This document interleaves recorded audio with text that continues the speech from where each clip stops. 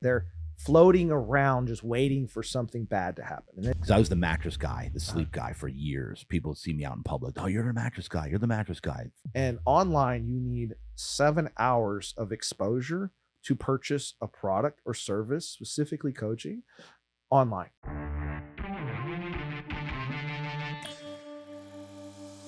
Ladies and gentlemen, we're back with Real Deal Talk.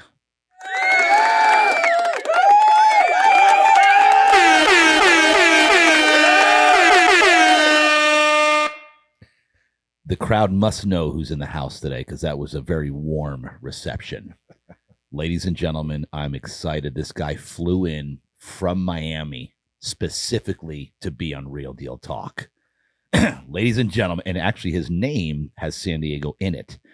On Instagram, he's SD Clinton. But ladies and gentlemen, welcome Clinton Dye to the show. Welcome, bro. Thank you, my man. I appreciate the intro, and it's a pleasure to be here. I just want to warn the audience, we aren't pulling punches here. That's not what we do.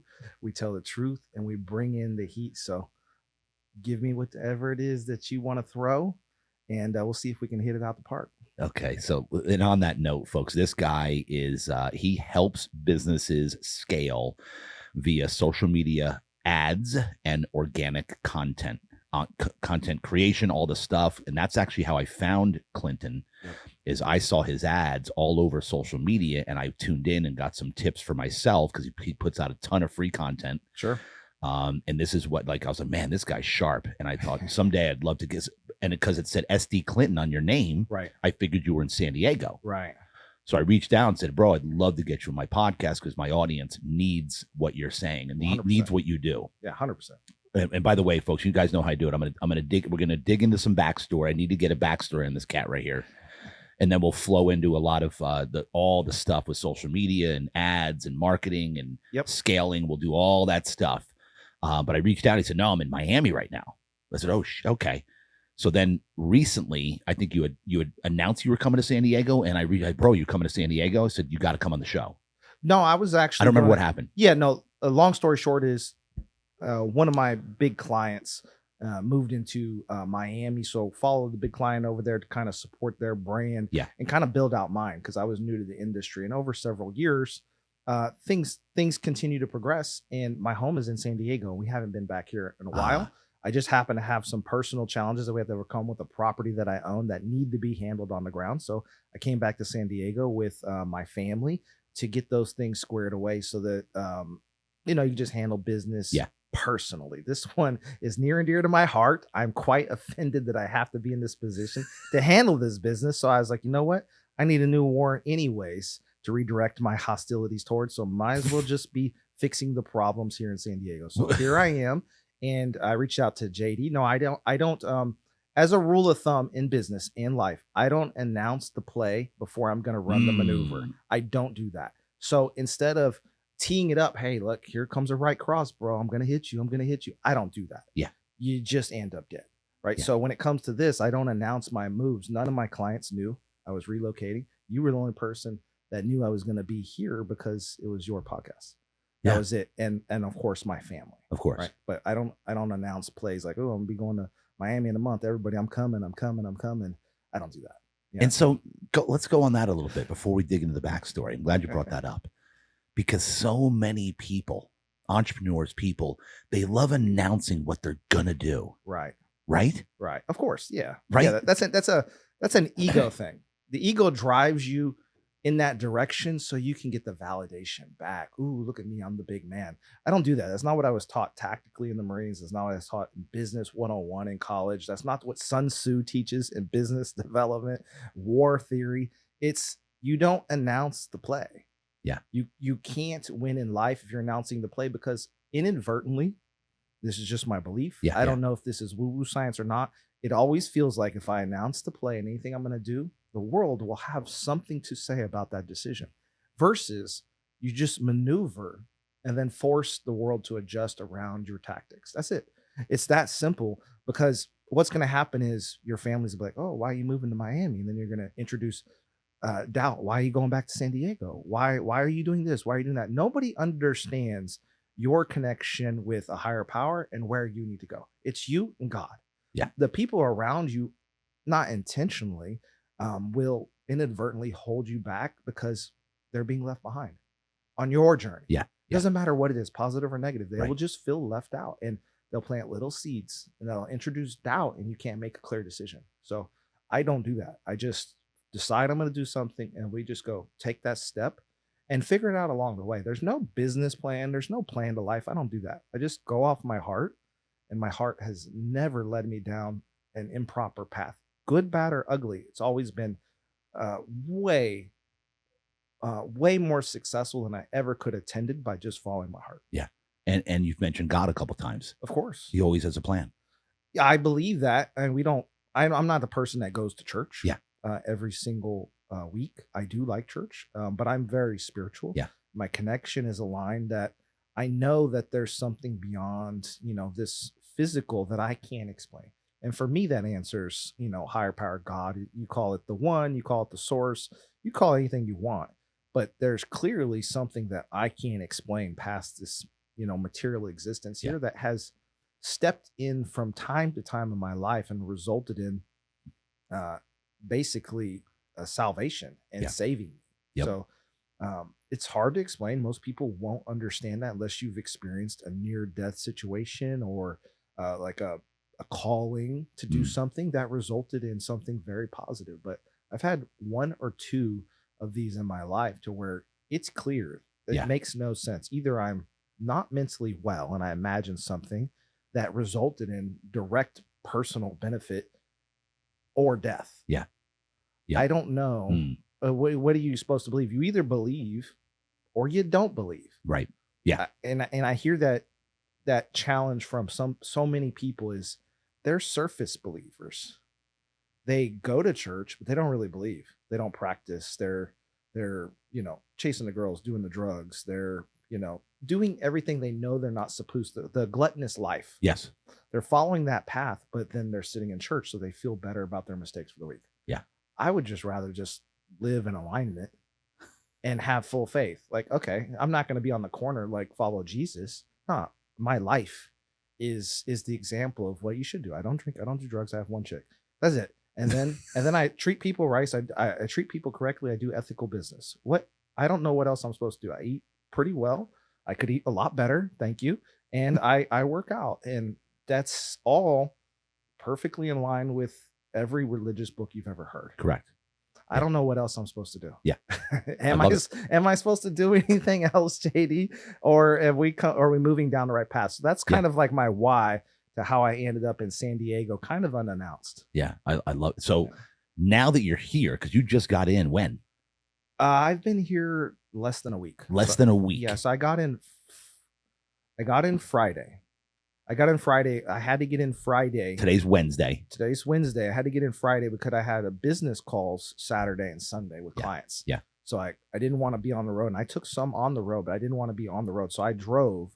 I flew my chick over and then transported the stuff and drove 3 dogs. Oh gosh. Cross country. Got 3 dogs. 3 dogs, and I couldn't ship them. It was like it was crazy amount of money. So you drove them over? I drove my dogs because they're like people. Right? Yeah, I flew. My girl flew over, and the baby. I was like, yeah, go.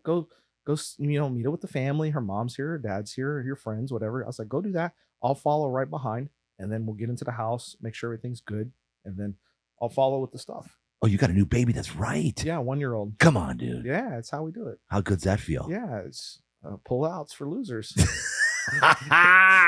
Let's go. Because you're what, 47, you said? 46. Yeah. 46. 46. Sorry to tack on another That's year. Okay. Add 10. I don't care. 46. So you had your first at 45. No. So you already have. So this is a new one. She's not mine by blood. Oh, okay. Gotcha. She's not mine by blood. Okay. But I've known her since a month old. Yeah. Okay. Yeah, Gotcha. So Okay. Here I am. But yeah. She's the sweetest baby. I have adult daughter.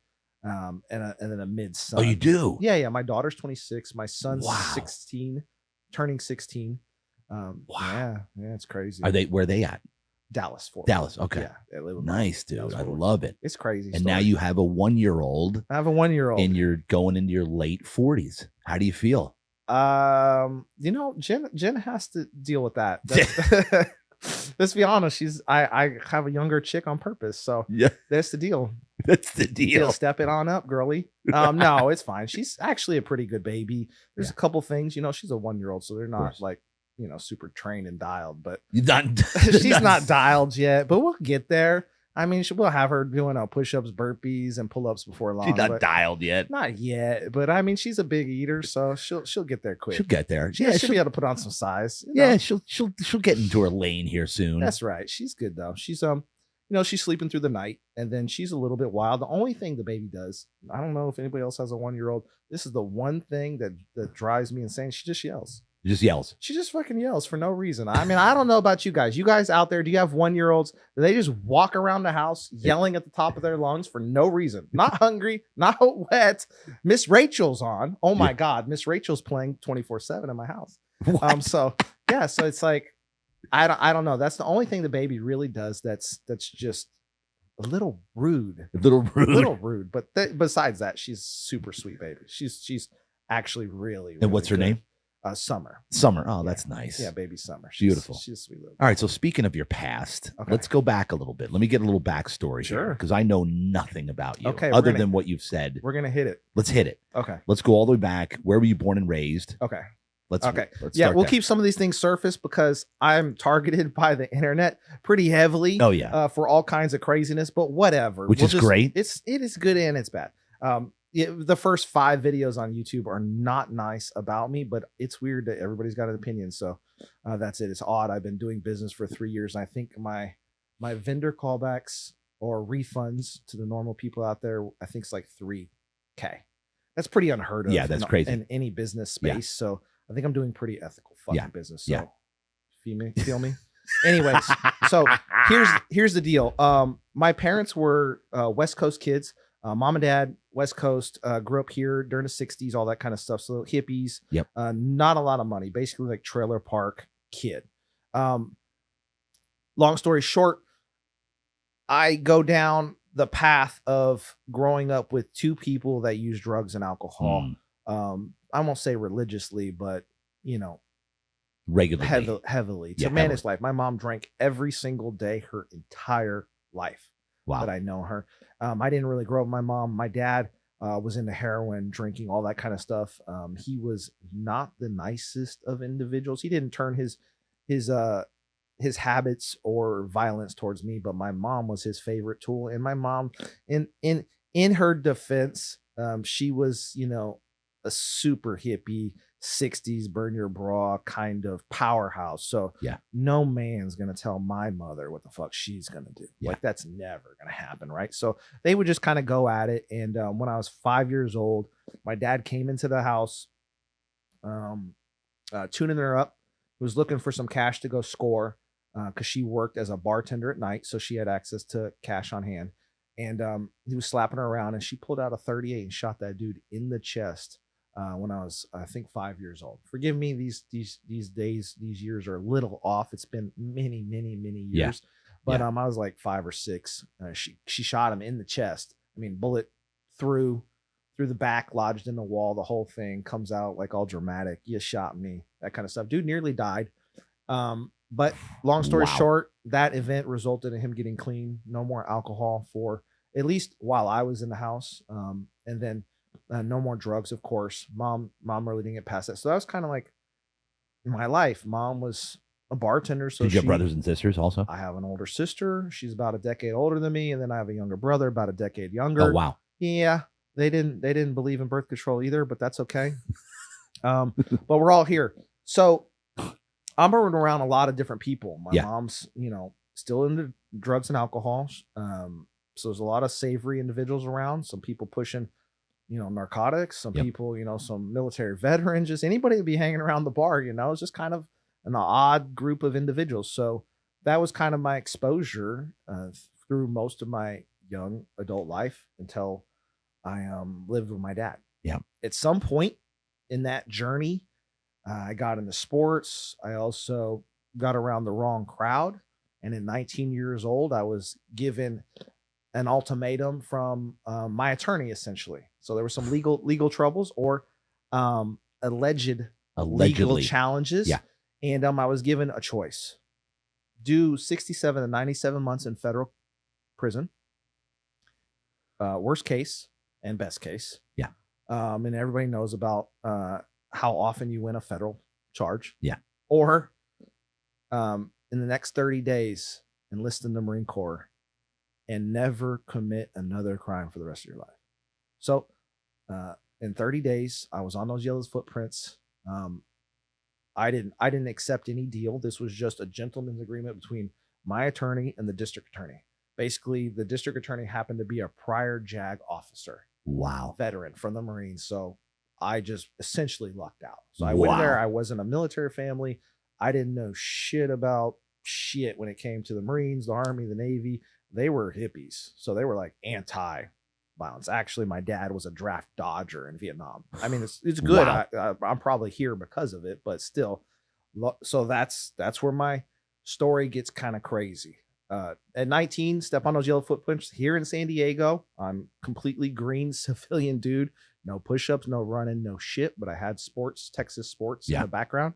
My back pocket football. So I kind of got it together relatively quickly, and then hit the fleet. How was boot camp? Oh, so, it's horrible.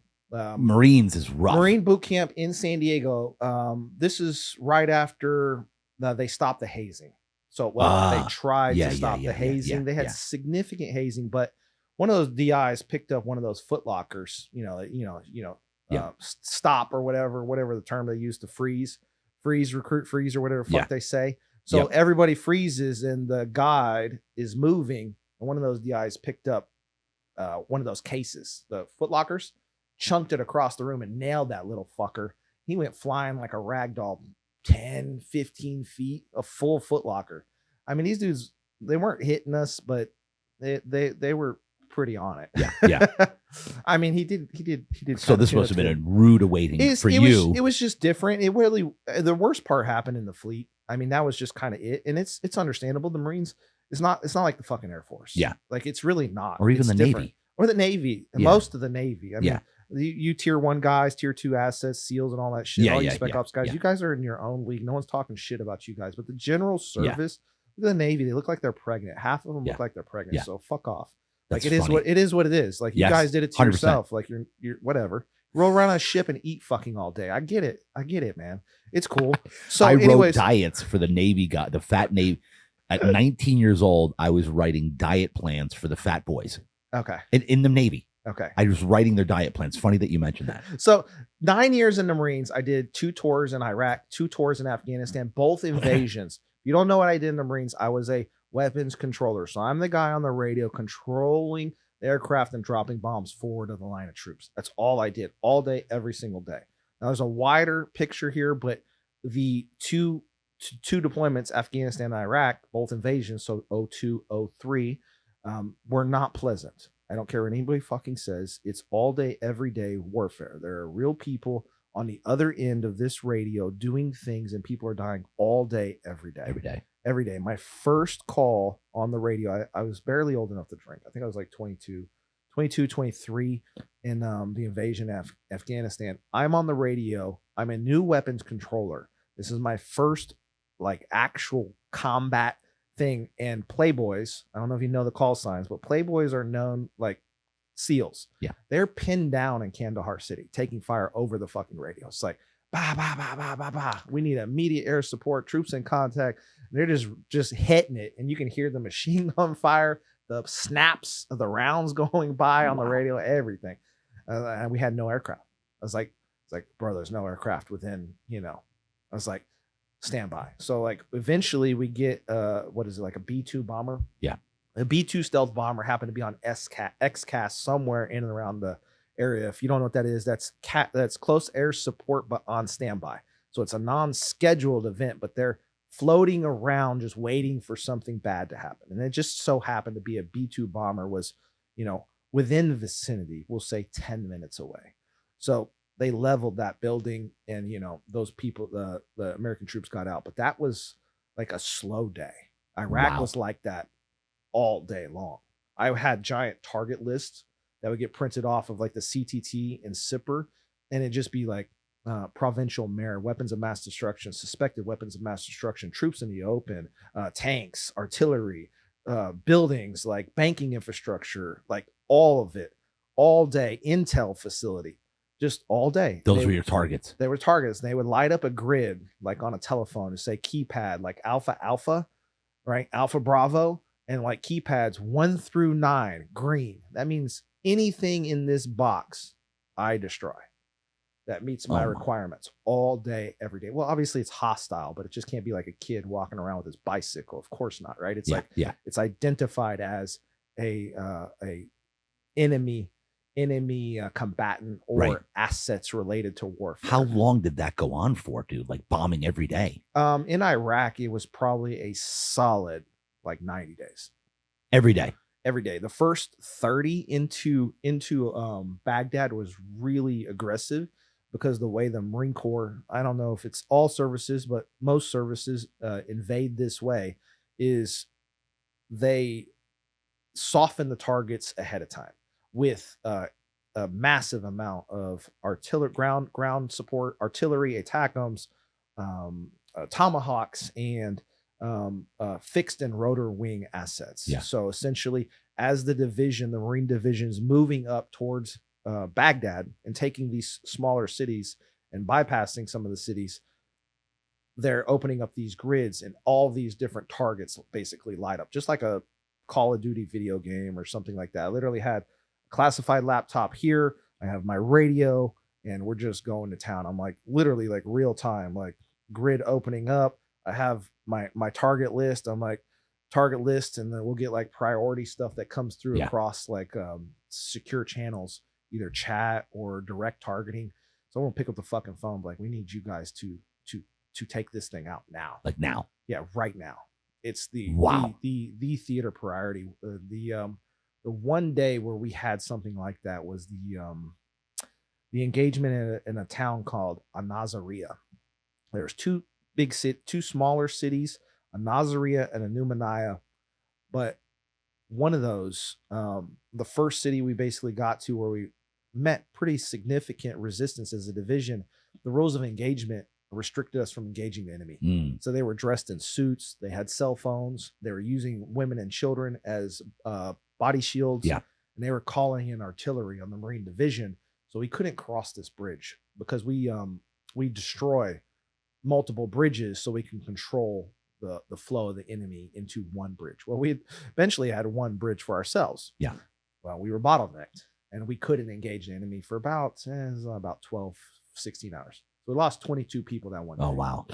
Wow. Yeah, that's crazy. Nothing you can do. We're getting massive casualties, massive call for support, and we can't engage. Cannot engage. The rules just would not allow it. And they were very specific in this war. Previous wars, there's people taking war trophies, ears, bones, like all kinds of shit. You guys, guns and stuff. They're locking people up in Leavenworth for, sneaking an AK-47 back and shit, like an empty one. These are very serious consequences for violating these rules of engagement. Wow. And it coming to light. And there's a certain number of people. There's no way the brass, the command element, your officer leadership is going to take a fall for something like this. Yeah, no way. They have no choice but to hang you out to dry, so it's very serious. So couldn't do shit. They relaxed the ROE probably about 4 a.m., 5 a.m. That morning we were across that bridge in, I think, 7 minutes. That fast. Yeah. As soon as they relaxed it. Everything was determined hostile when we stand foot in the combat zone. Everything. Every fucking thing. They know we're coming. They're out in them streets. They're not our friend. Wow. Yeah, that's it. And then you were back. Nothing stopped us. Nothing. We went all the way to Baghdad, like a bad dream. Wow. Like a nightmare. Yeah. Straight through. Straight fucking through. Wow. Yeah. So we were moving so quick. The supply lines couldn't keep up with the Marine division. So down to very little water, very little food. There's no showers, no infrastructure, no internet. All these fucking pussies out here on these streets that can't not call mama in 5 fucking minutes. I had 2 calls to my family in 10 months. 10 months. One to my mom, one to my dad. 5 minutes. That's it. In 10 months. No form of communication back to the family. None. One of my officers had a sat phone. Like wow. They would just call the command back, let everybody know that they were good. That was it. That was it. That was it, man. No internet, no cell phones, no shit. Wow. Just a tent, your gear, little mat, and whatever personalized. I had like my baby daughters. She was a baby at that time. Yeah. But yeah. Wow. And so how showers? None. We had no shower. We went for a period of 0 showers for about 10 days. And you're in Iraq.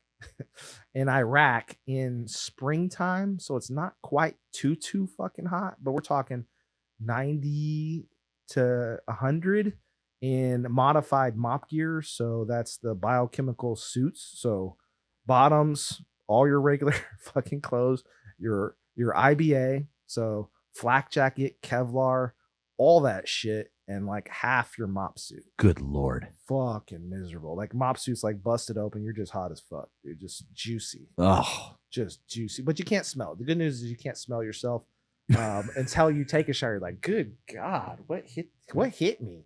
You're like, can't get the smell off you. But when you're in it, you can't smell yourself. Yeah. And you can't smell the other people either. It's like, it's so prevalent. You're just desensitized to it. It's like, just it's that bad. It's, you're smelly, but it's not like now. If one of those dudes were to walk by now, you'd be like, you would smell them whole before place. you saw them. Yeah. You're like, what the fuck is that smell? You're like, yeah. Like, you stink up the whole place. Someone die? Like, oh, it's a dirty ass Marine walking by. But then the infrastructure caught up. The CBs caught up. There was shower tents shortly after that. But for a good on the move for a short period of time, about a week and a half, there was no fucking showers, bro. No, nothing. It's just living out of a 2-person. Did everybody lose weight like being out there? Because there's no way you can. Pretty lean. Yeah. I mean, we're already pretty lean. Yeah. I mean, a little bit. We were down to like 1 MRE a day. MRE is garbage, so you don't want to eat a shit ton of those anyways. What's MRE? Meals ready to eat. Okay. So you're talking like modern days, like a paleo pack, but you hunters and campers, meals ready to eat are the yellow, the tan beige bags. Say MRE across the top, and there's probably 2 dozen flavors of food. There's little like a micro dessert. There's some bread. There's some proteins. There's some carbohydrates. Maybe like a drink mix, some type. So like people were like selling their girlfriends and stuff for a milkshake. So like the milkshake was dope. So if you got a milkshake, like the chocolate or vanilla milkshake, they were like passing out dates with like their girlfriend's friends, like setting up dudes. Like it's like, yeah, I'll hook you up with my girlfriend's, friend Susie, if like you give me your milkshake, bro. Like they're bartering milkshakes. So it's like all we had. fucking powdered milkshake, bro. Mix it with water. Oh my God. But then infrastructure caught up and things changed. So we ended up parking right outside of Baghdad, a little bit outside of the city, right off this like expedient airfield kind of thing. Yeah. So A-10s and Harriers are taking off all day. I mean, we're literally like right off the flight line. Wow. Like, I don't know, 25 yards. I don't fucking know what the minimum distance Loud is. as hell. Oh, dude, they come down with the engines running and like hot load them. Oh, yeah. Like not like give them more fuel and they just shoot right back up. Like not even turn off the engines. That's how like hot they're turning these cars, or they're turning these jets. Yeah, it's crazy. That's what wow. It was nuts. Because those are loud, dude. No, they're not. You're talking 100 and 120 decibels. Something loud, like being like a rock concert. Like, and you have no sound barriers, so that's all day. All day. Because Miramar is about 5 miles from here. 5 miles. Yeah, it's pretty loud. And it's freaking loud. Yeah, so imagine Miramar. That's a massive runway. They don't have a ton of jets there. Yeah. But imagine that, and then where all the buildings are, right on the flight line, that's where the people would be sleeping. Right there. Like literally in just one runway. Like just one, 090 runway or something. Like all the people are like 25 feet off that fucking bitch. These are all the little things that nobody realizes. It's loud as fuck. So no sleep, no air conditioning, living on like sleeping, like camping on the fucking ground. And we were doing calisthenics to keep ourselves fit. So doing basically like prison workouts and shit, like burpees. We'd make makeshift pull-up tents. We were doing curls with like rocks and sandbags and tent poles and shit like that. Like it in the time of year we were there, it really wasn't that I would say that bad. It's hot, but like northern Iraq is actually kind of sort of pleasant. It gets warm, but I think Yuma, Arizona is probably hotter. Realistically, it's hotter. Like down towards Kuwait side, that shit's horrible because it's like beach sand and it's super humid and super hot. Up towards Baghdad area, the Tigris and the Euphrates zone, those kind of cross. A lot of that humidity dissipates off a little bit, and it gets, there's trees and stuff. It's like brownish dirt, right? So it's more. I mean, Baghdad was originally like the breadbasket of humanity for centuries. Yeah. Like all human knowledge in Baghdad was like known. Wow. That's where, big libraries and shit, all knowledge was going through Baghdad until Islam. Yeah. Once Islam came through, they burned all that shit. And there's probably not a significant amount of technological knowledge that comes out of that zone for centuries. A long time. Basically, it was amazing. They were very integrated culturally until Islam showed up and basically suppressed all that knowledge, and the religions took over and basically kind of downstepped creativity, knowledge, engineering, all the creatives and sciences just were muted for a couple thousand years. Wow. Crazy. Yeah, it's crazy. I mean, come on. Like there's like Temple of Alexander or something is like over there. Yeah. There's like crazy ruins that go back, long time. Crazy. Long time, like before Jesus and shit.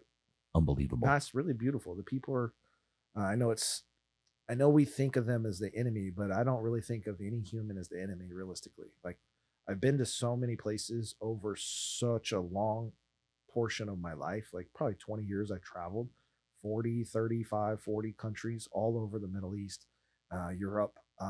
I once thought that we had this great nation where we were so much better than everybody else. Really, what I learned in all my travels is no matter where you go and what you hear on the internet, what you hear from people and you hear on the news, all this shit is just messaging. Humans are humans. They might look a little bit different. They might speak a little bit different, but they all fundamentally have the same flaws and the same strengths as all of us. They're spiritual at some level. They love their family. They love to share their culture. They love to dance. They love to sing. They love to visit with strangers. I was never misreceived by anybody in any of those countries other than my direct combat enemy. I've never been mistreated or disrespected more by anybody than in the United States. Yeah, I'll say it. Yeah, that's it. I've never been treated better by anybody in the United States. Maybe some people in the South, like, Southern hospitality, shit like that. But most people in most parts of the world are very kind humans. Wow. Yeah. Regardless of what you believe. But here, we get hated on. Here we get hated on. Here we abuse each other worse than anybody. Anybody. No one abuses me anywhere. Actually, they're so curious to have a real conversation with someone that can hold a sentence. Like they want to sit down with the American and understand, like, what's going on with your president? Like, is he okay? Like, because they hear the marketing from their countries about, the big bad wolf, the orange haired man or whatever. So like they have all these misconceptions. Like they think like I'm some type of mass murderer and been to prison and stuff when they see my tattoos and they sit down and like, oh, you're really smart and like intelligent. Like, yeah, most people are. It's like, I was like, I don't know what you believe in. I was like, but we're human. Yeah. We're more alike than different. It's like a 1% difference. Yeah. It's incredible. Yeah. And it's crazy is that you can go in a country and not speak the same language and communicate. You know what I'm saying? Oh, yeah. Yeah. Yeah. I mean? Like, when that young lady's like, yep, she's into blue eyes. The Americans. She's clearly into blue eyes. I don't know what's going on with her, but she is acting weird. They love Americans. Yeah. So that was kind of my journey, man. Just in the military. Shortly after that, I got out of the Marines. So when you were over there, at what point did they give you hope? Like, hey, we're going back soon. Were you like, hey, when are we out of here? Oh, well, that's never. Was that anything or no? Nah, they don't really do that, bro. Like, first and foremost, I want to thank everybody for watching, for listening. I cannot tell you how much I appreciate you, the feedback, the love. So if you want to support the show, we have a company, Real Deal Wellness. That's our wellness center. It's a membership base where you pay $99 a month, have unlimited access to red light therapy, cryotherapy, compression therapy, halo therapy, as well as massage chairs. Also, Real Deal Sleep's our mattress company. But again, we can't thank you enough for subscribing and for sharing the show. Continue to do so. We love you. Thank you. Have a nice day. Like, we get warning orders eventually. And the warning orders are on like a 30-day pop for like transit. So they put, once the orders come down to the retrograde back, then they put in like the AMC, like load plans and all that stuff to move all your people and assets out of the zone. That's like 30 days. 30 days. I mean, That's it. Minimum. It's like a range. Like, yeah, it's somewhere down. It's the military, so it's not like exact, right? It's just kind of, you're in the queue. We'll get there when they have, because they're trying to get people there. They're not really trying to get people out. Right. Right. So the focus of the assets and everything is getting all this shit into the zone, like contractors, equipment, logistics, shit coming in on boats and planes all day, every day. That's what they're focused on. They're not really super focused on getting the people home. So we get like some deployments were 10 months, pretty long time overseas. I think they were doing a year and a half, and some of the services later. The Iraq tour was one of the shorter ones, so I think it was like 6, 7, something like that. But kind of dipped out, and we went back and retrograded back. Really no issues, and sat in Kuwait for, I think it was about a week. Yeah. What was that? Camp Jabber? I think it was Jabber. I don't know, but it was hot as fuck by then. Now, it's like it's like summer, late summer, roasty. You know, Kuwait's hot. Oh yeah, hot. Yeah.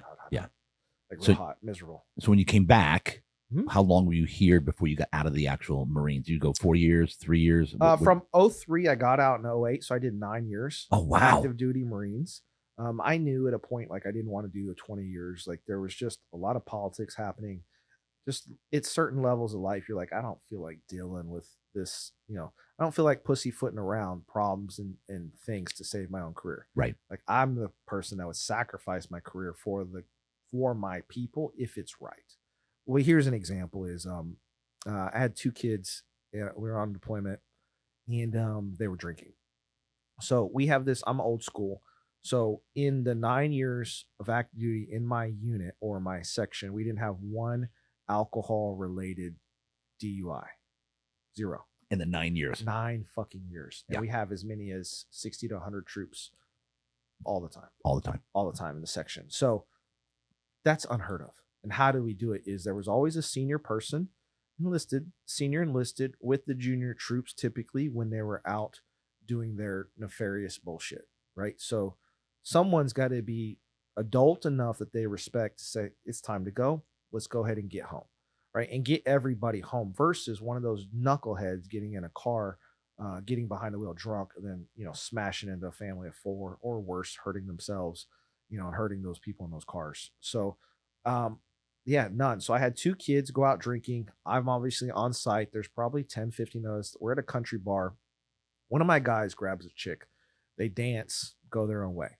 This resulted in like an alleged sexual harassment thing for that dance. And then it finds out that all these people are drinking. Some of them are junior troops. I'm a senior person. I wasn't drinking.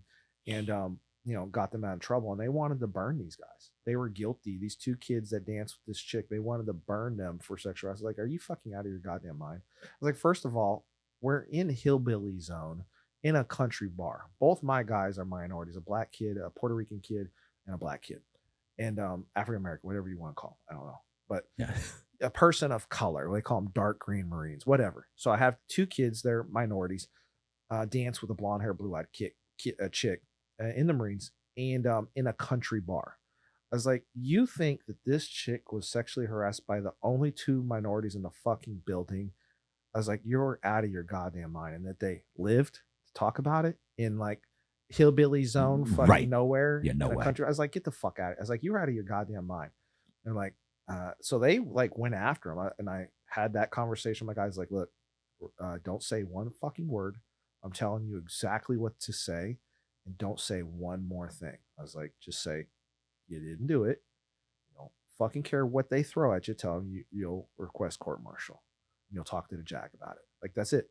Like, you'll have to say that because these people won't stop. Right. Because they want their pound of flesh because you're guilty until proven innocent in the Yeah. Marines for something like that. Yeah. It's just one of those things. It's like the girl says you did anything in any of these services, you're just fucking guilty until proven innocent. Yep.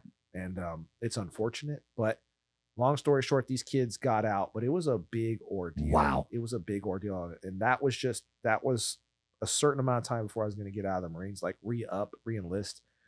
And I just knew then, I was like, you know what? I do not want to be part of an organization that's willing to sacrifice two dudes for a very suspect allegation with very piss poor evidence.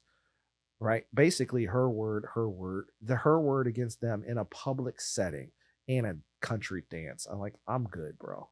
Like, I'm good. I'm gonna go do something else where that's it.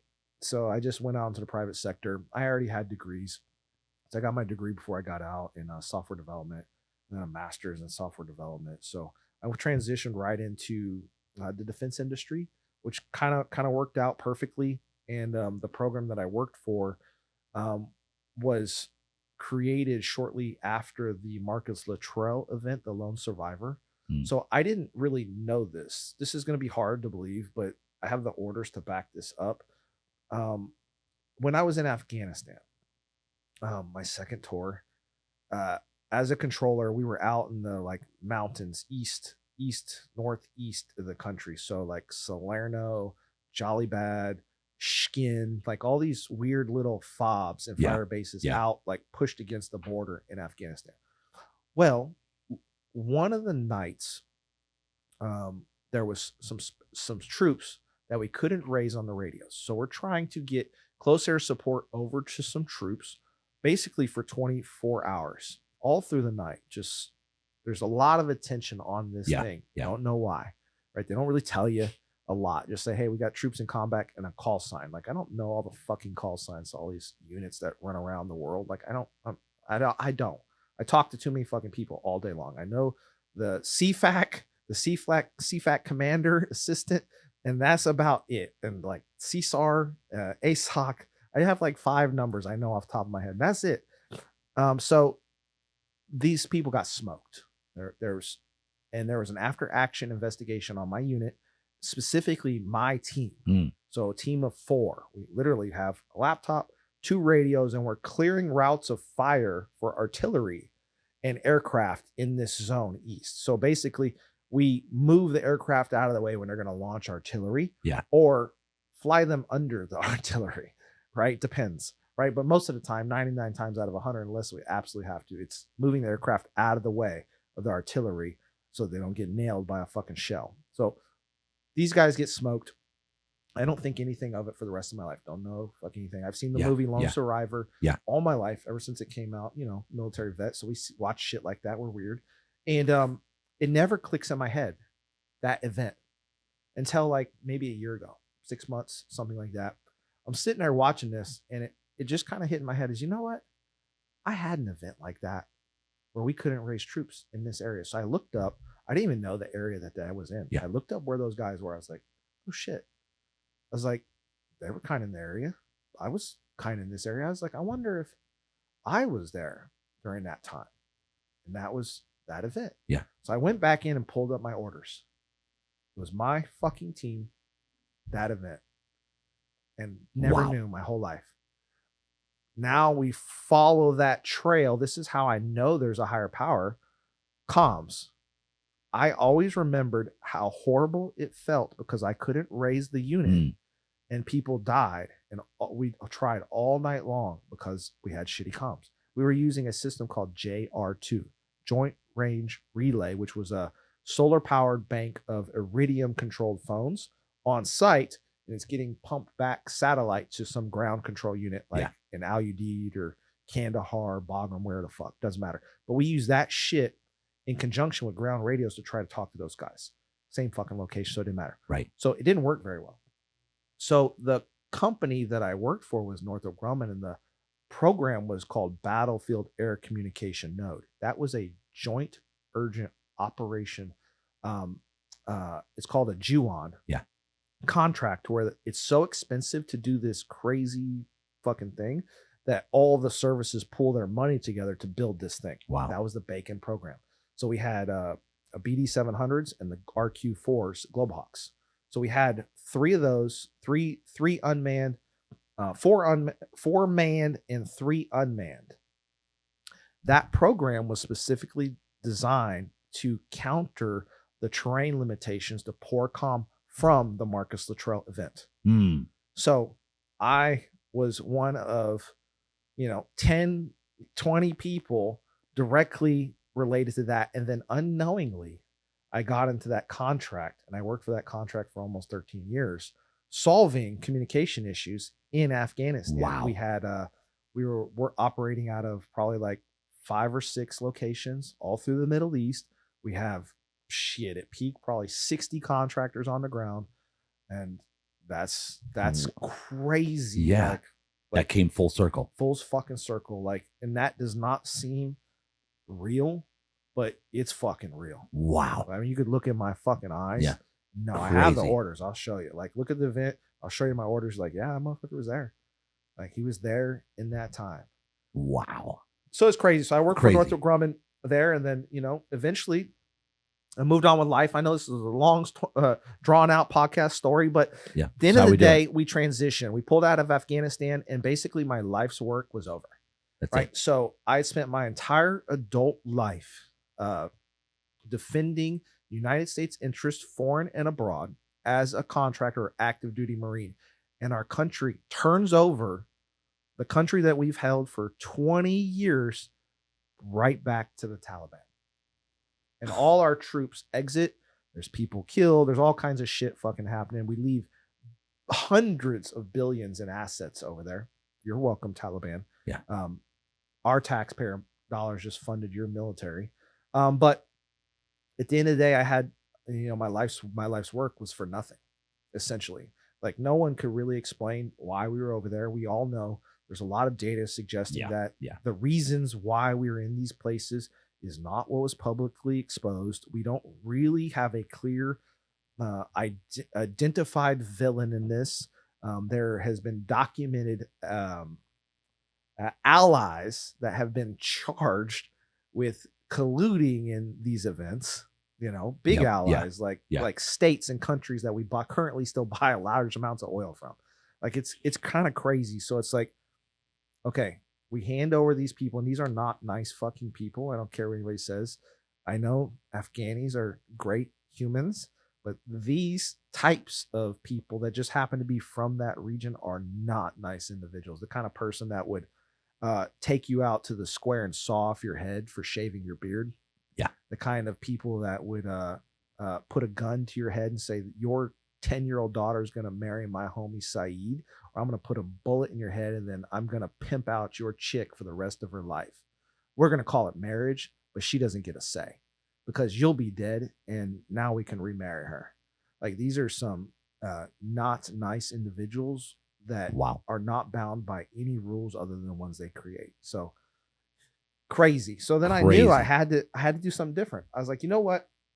I'm willing to live on the street and live out of a cardboard fucking box and continue doing that. I realized that I was a small cog in a very large military machine, and there wasn't a clear reason why I did that.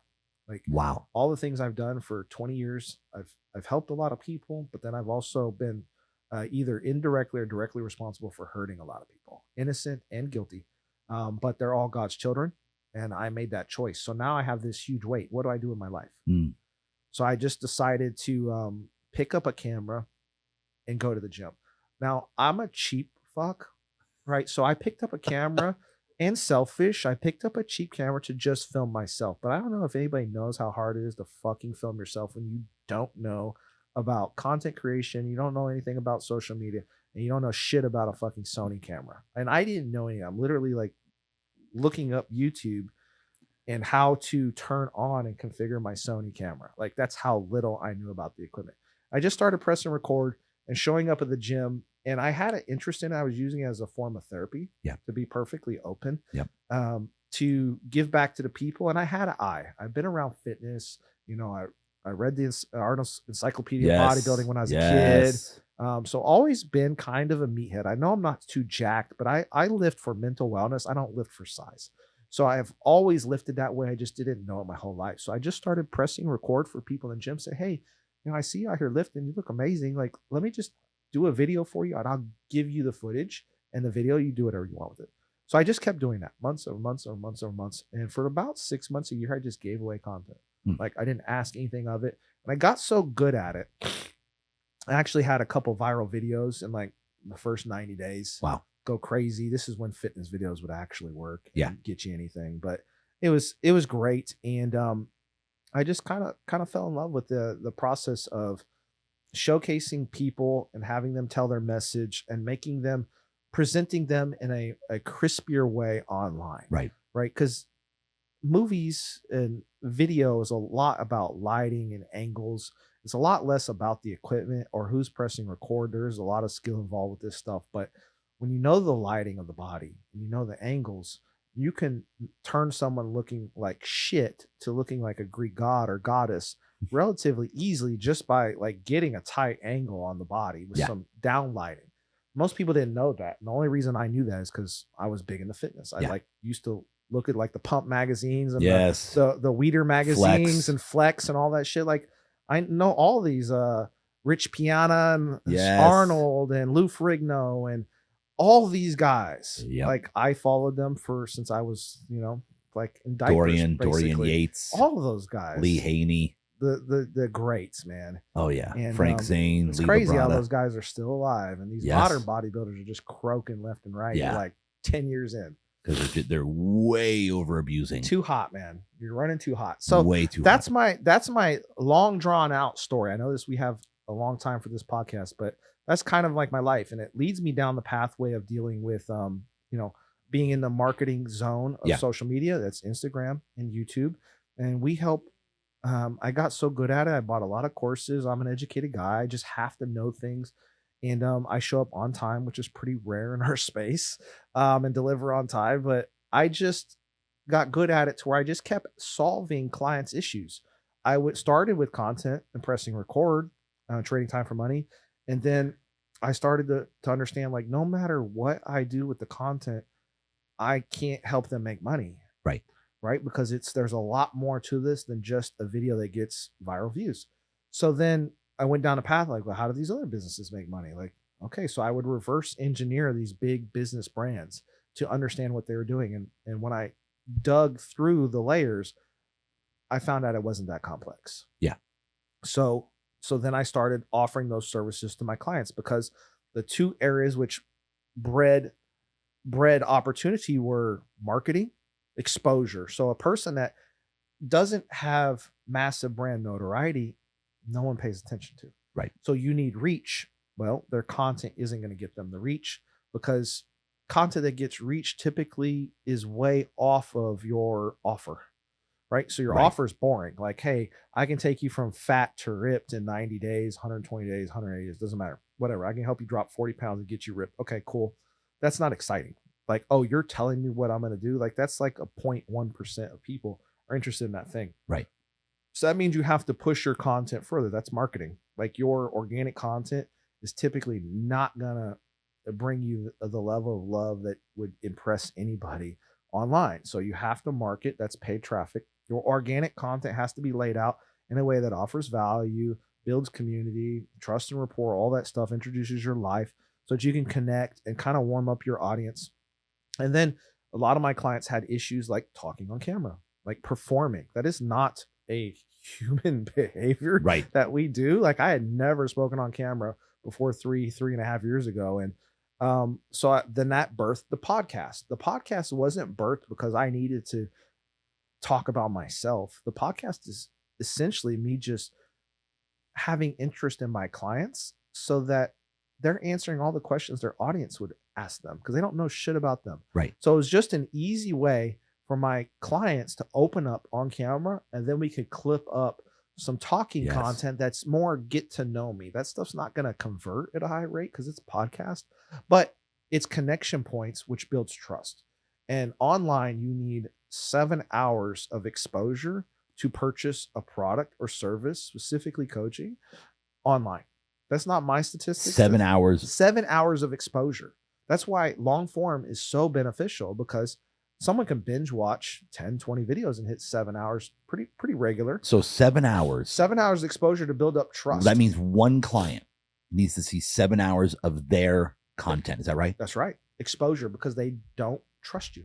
7 hours. 7 fucking hours. Full hours. Yeah. Yeah. That's a long time. It's a long time. And that's the problem. Most people's short form content, they go down this pathway of Instagram. It's a great sales platform, but it is not a great platform to build trust and rapport, because it's too short. Yeah. 30-second videos, minute and a half videos. Right. That's not building up a very deep, connectable stories. It can be done, but not fucking easy. Right. So long form becomes massively beneficial.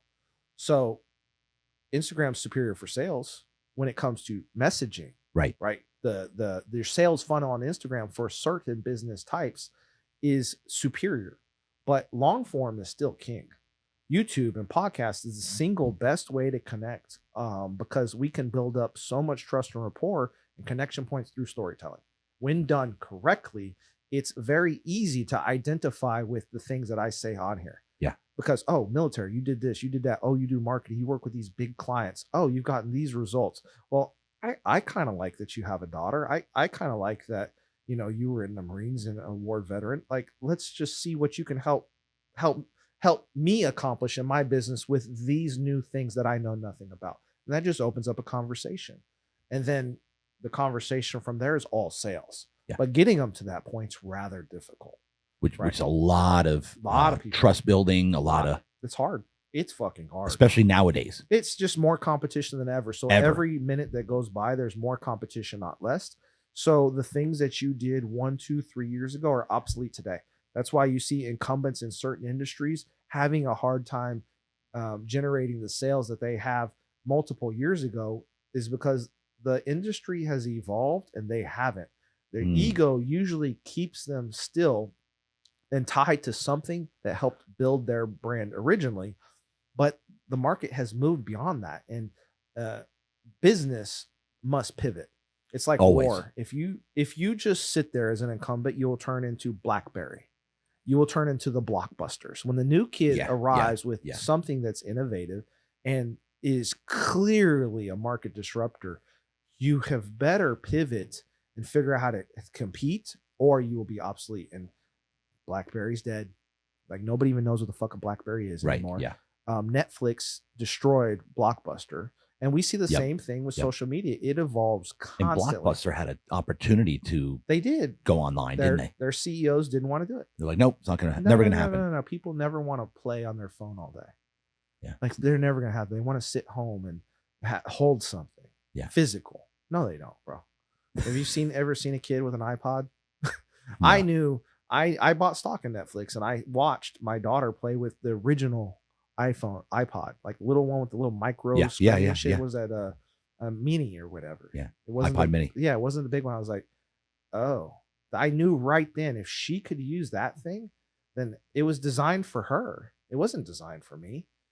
They were designing a product for that generation because they knew by the time they were old enough to purchase something, the tech would have caught up. The internet, the power of the internet service providers would be able to keep up.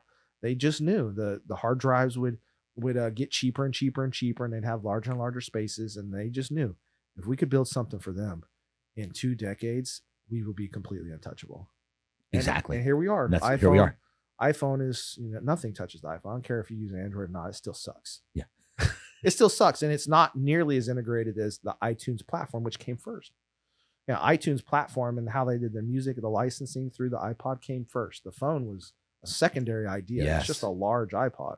So we see that same thing. I see that same thing on the outside looking in a lot of the online spaces, is lack of evolution. Like, if you aren't keeping up with the times, you're going to get left behind. And some of my clients, it's hard to convince them to pivot. But the best motivator is when you see your checkbook 50% of what it was last year or the year before that. And then you're like, what am I not doing right? Because I didn't change.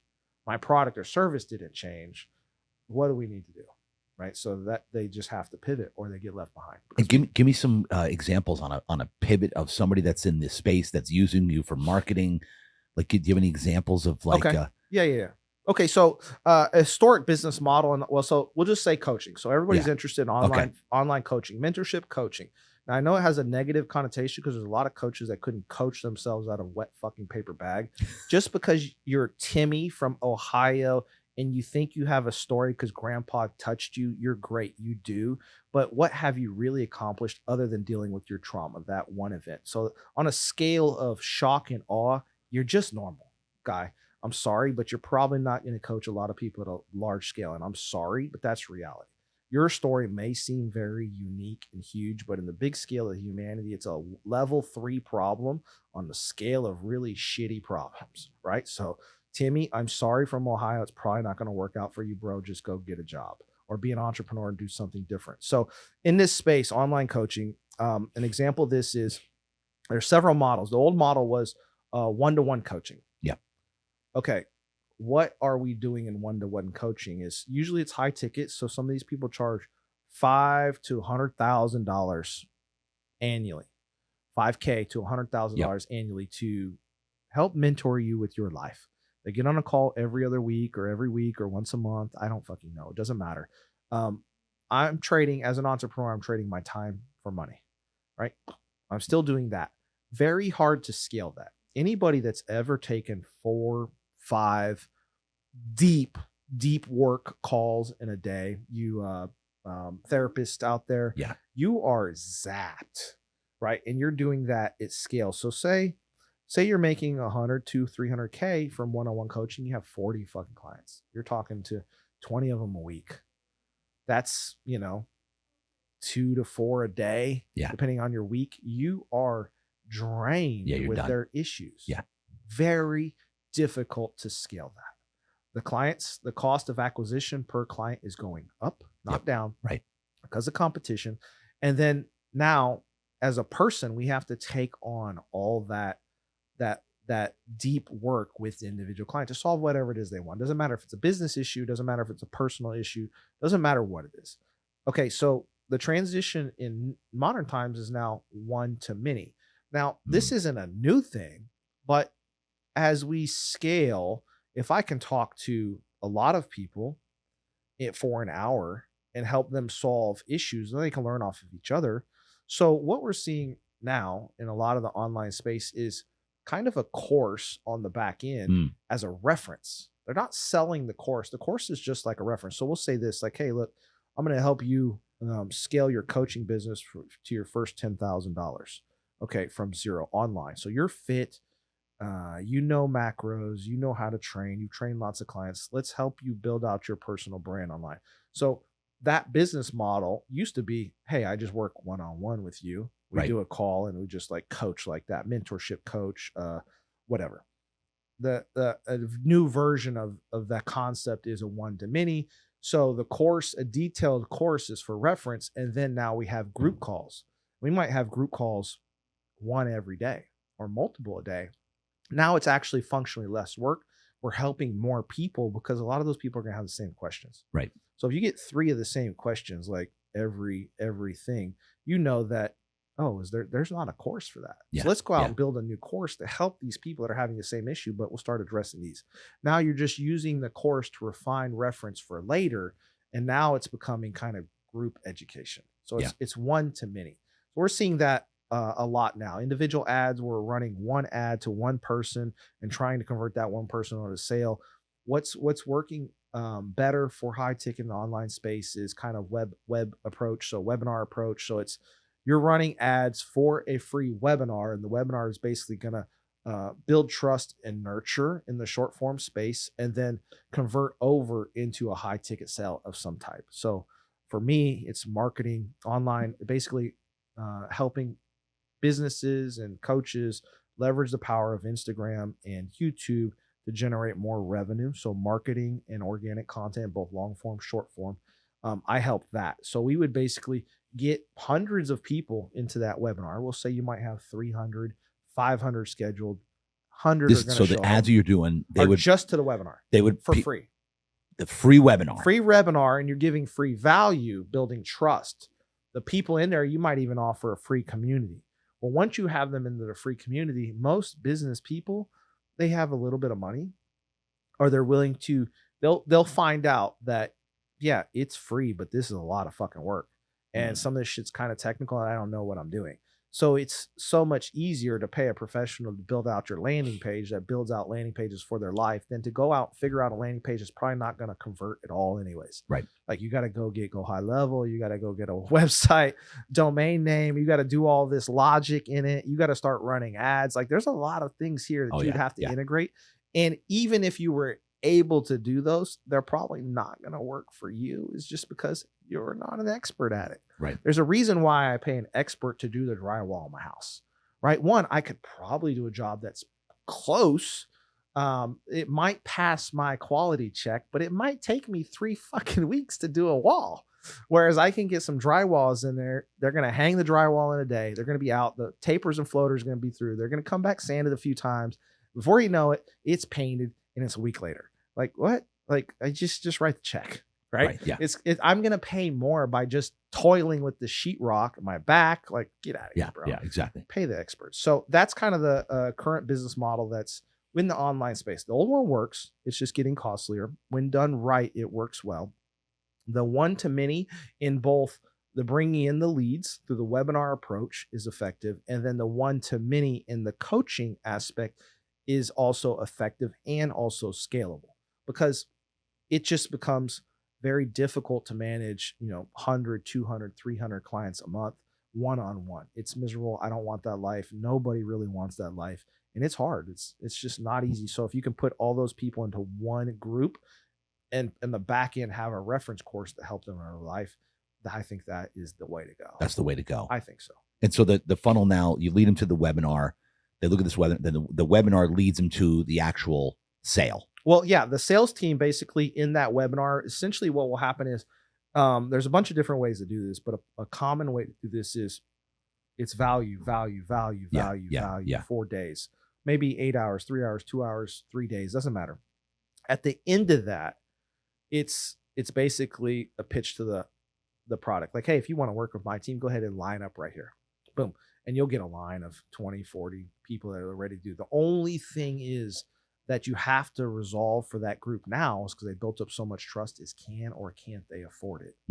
That's it. But through the systems now, they can, when those people register for that, they're running their credit on the back end.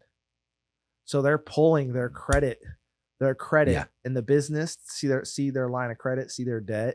And then they already know the people in the room that can actually afford it. Oh, wow. Yeah. So they know their credit score. They'll already know how much they have on the ledger. So they'll only press those people. Like they'll just go for the high tickets. So they functionally know the people can afford it. The people. So they just say, yeah, who are you? Oh, John Jacob. And they just look on their sheet. John Jacob. Oh, let me just check you on your system. Oh, yeah. Let's see what you want right here. Hey, it's 20 bands.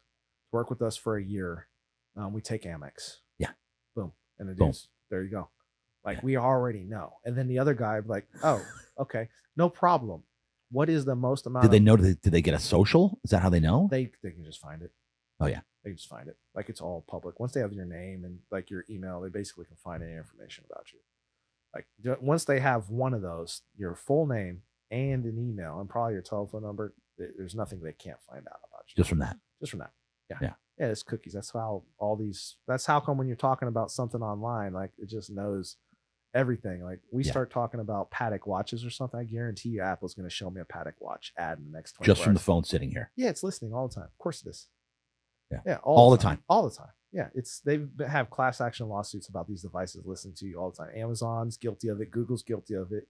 Apple's guilty of it. They pay their fines and they don't stop because the opportunity is too big. It's too big. They can't help it. Think about how brilliant that is. It's spy shit. It's brilliant. Imagine this if they're paying all these companies, these high level AI companies are just monitoring the behavior of all these people, what they can figure out about you. Like just they can probably close to predict the future. Yeah, that's why like when something comes up and you're like, oh, I'm out of this thing. But how come I'm starting to get like the messaging for the thing? Like it already knows, like, oh, you should kind of be out of these items, and it starts to like target you. Like Amazon is great at it. Like, shouldn't you want to like buy this thing again? Yeah. Yeah. Like, oh, you're right. You're right. Milk's How did slow. you know? Like, how'd you know? That's miraculous. Like, you just hit the button. Isn't that crazy, dude? Yeah, so just watching you all the time, bro. So that's the marketing, man. That's what we do. That's how we help people. I mean, the coaching space and the online space, things online. I know everybody thinks it's easy. These fucking gurus out here are promising you the moon. They're telling you exactly what you want to hear to get your dollar. I'm telling you right now. What kind of guys? Because you mentioned something earlier. I just say the gurus. Almost all the gurus, the people that you would watch online, the gurus that you would run across. You see these big pages, you see these huge brands. They're essentially just telling you what you want to hear.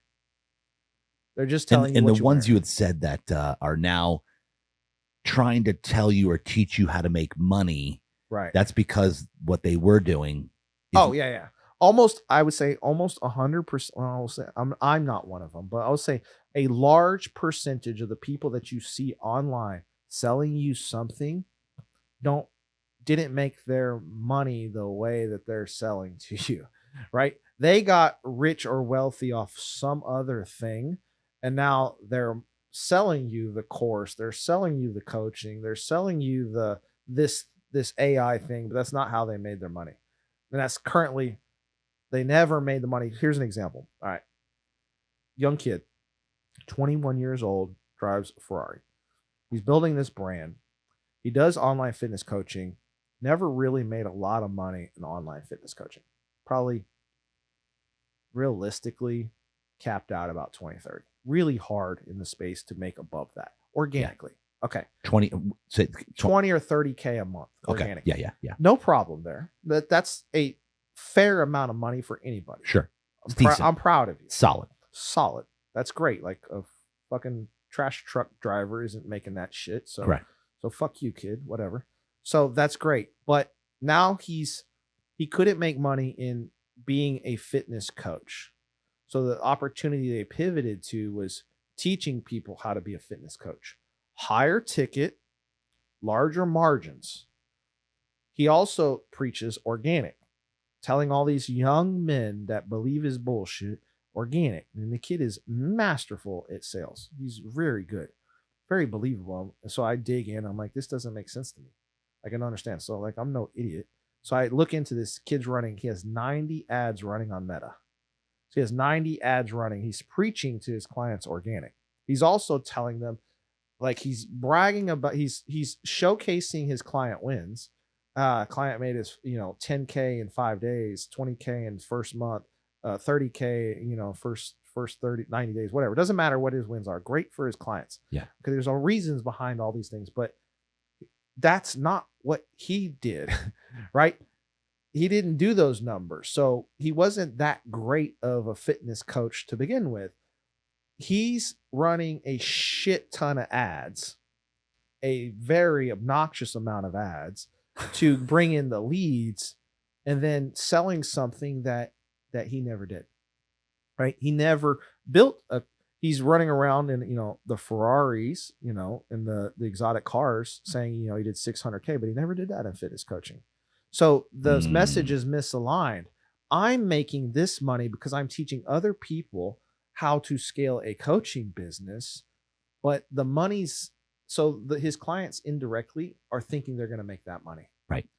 Because the story is misaligned. Right. And you just see that a lot in the coaching space. The story is misaligned.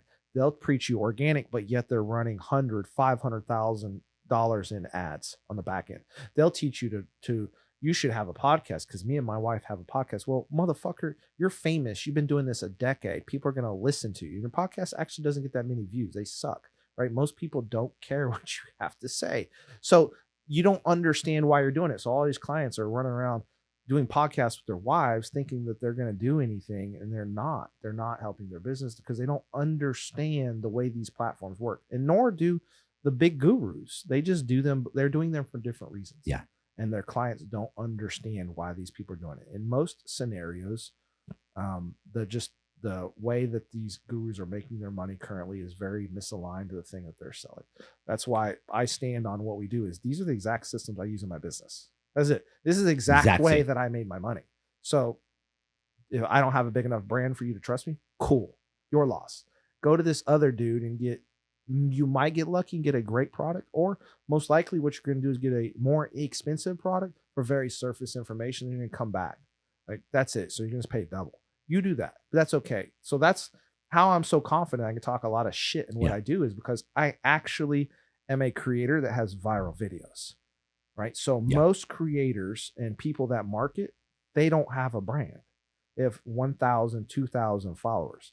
I have videos that brought in 20,000 followers. Yeah. Like organic, right? So like I know content creation. Okay.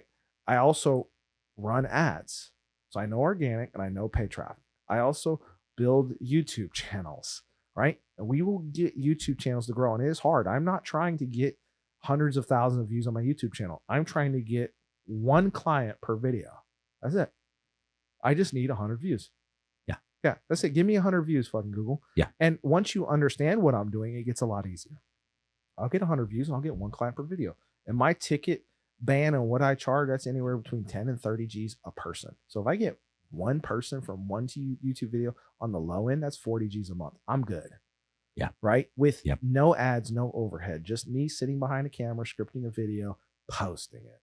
Like this isn't complicated. The problem is most people, they want something. They don't fully understand how difficult and complex it is to stand out against 1.7 billion people producing content.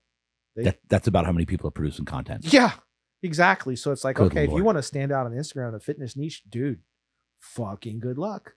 Like there's more jacked people, better looking. They've been doing it longer. Their chicks hotter. They got more money. Like they're taller. They're everything. They're more interesting.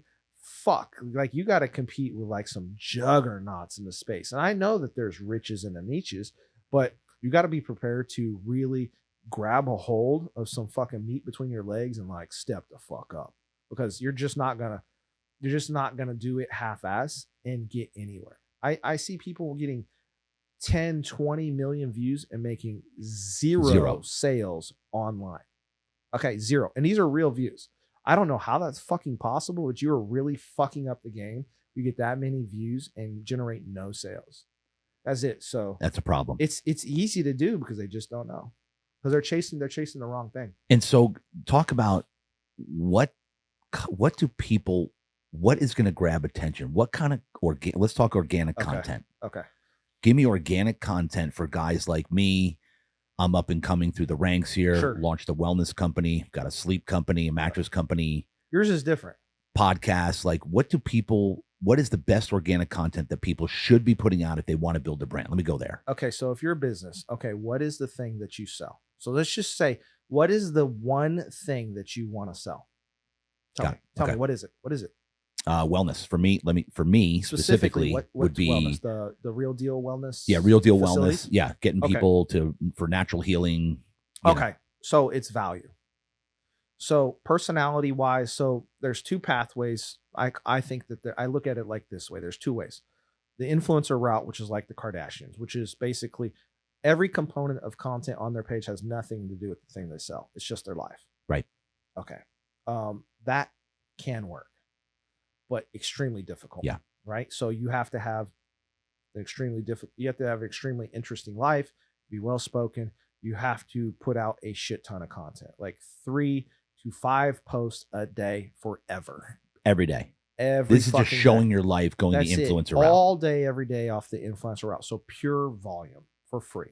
Okay. That can gain traction over time. Okay. As a business route, I tend to believe that it's sort of a mixture of a little bit of both. A little bit of my life so that the audience can kind of creep on who you are and what you're doing, but the majority of your content should be value. Right. So it's proof that you know what you're doing. So if we're running a business, it's value. So what are the things that are in my facility that benefit my audience? So we just have all the tech that you're doing, all the benefits from each one of the tech, and you just start creating videos around those benefits. Yep. So if you have these issues, so you speak to your ideal client's pain, which is they have these ailments, this thing solves it. based on studies. So you don't have to take my word for it. The studies from Cambridge, Harvard, and whatever say that red light therapy is massively beneficial for the human body. We're talking anti-aging, inflammation, whatever the list is things. You just start nailing the audience with those things over and over again. Boom, boom, boom. Okay. That's the value. So that's giving them value, understanding is that you have a problem. This thing can help fix it, but you don't pitch. Never pitch your product. Or you don't have to. Right. It'll naturally come to you. Correct. So you just keep going off of the value-based stuff. A portion of your content will be podcast stuff like this, which is connection points to build trust. Okay, so this guy here does this. He serves this thing. I clearly understand. He's telling us the things that can help us solve these issues. So it's free value. You have the machines. Yep. They have to come to you no matter what, or go to someone else. Maybe they just learn from you. That's good because now they're going to speak well in your industry about the things you say. Oh, he just gave us all this value. You just follow this dude, and he's like Gary Brecka. You just talk shit all day long about things that we've been lied to, and there's another way, and it can help us feel better, look younger, and live longer. Win. Yeah. Right. So, and you ask nothing for it. Okay, that's massive trust. And then the podcast is get to know you, and then you would just add in after that is just aggressive marketing. So marketing would be pain point resolution. So you have a problem, I specifically solve it for this business. Specifically, this is regional. So we just tie in all your marketing to the region. There should be no one that walks around San Diego doesn't recognize your fucking face. Yeah. And if there's people you're passing on the street that are on Instagram, they don't know who the fuck you are, your marketing team is failing you massively, because that's my number one thing. Every motherfucker in this city should know who you are. And then that's it. You can't go anywhere. When I sit in a coffee shop in Miami, I don't even run ads in Miami. People will walk by. Oh, San Diego Clinton, love your content, bro. I was like, who the fuck are you? He's like, I followed you for 3 years. Yeah. Like they pass me.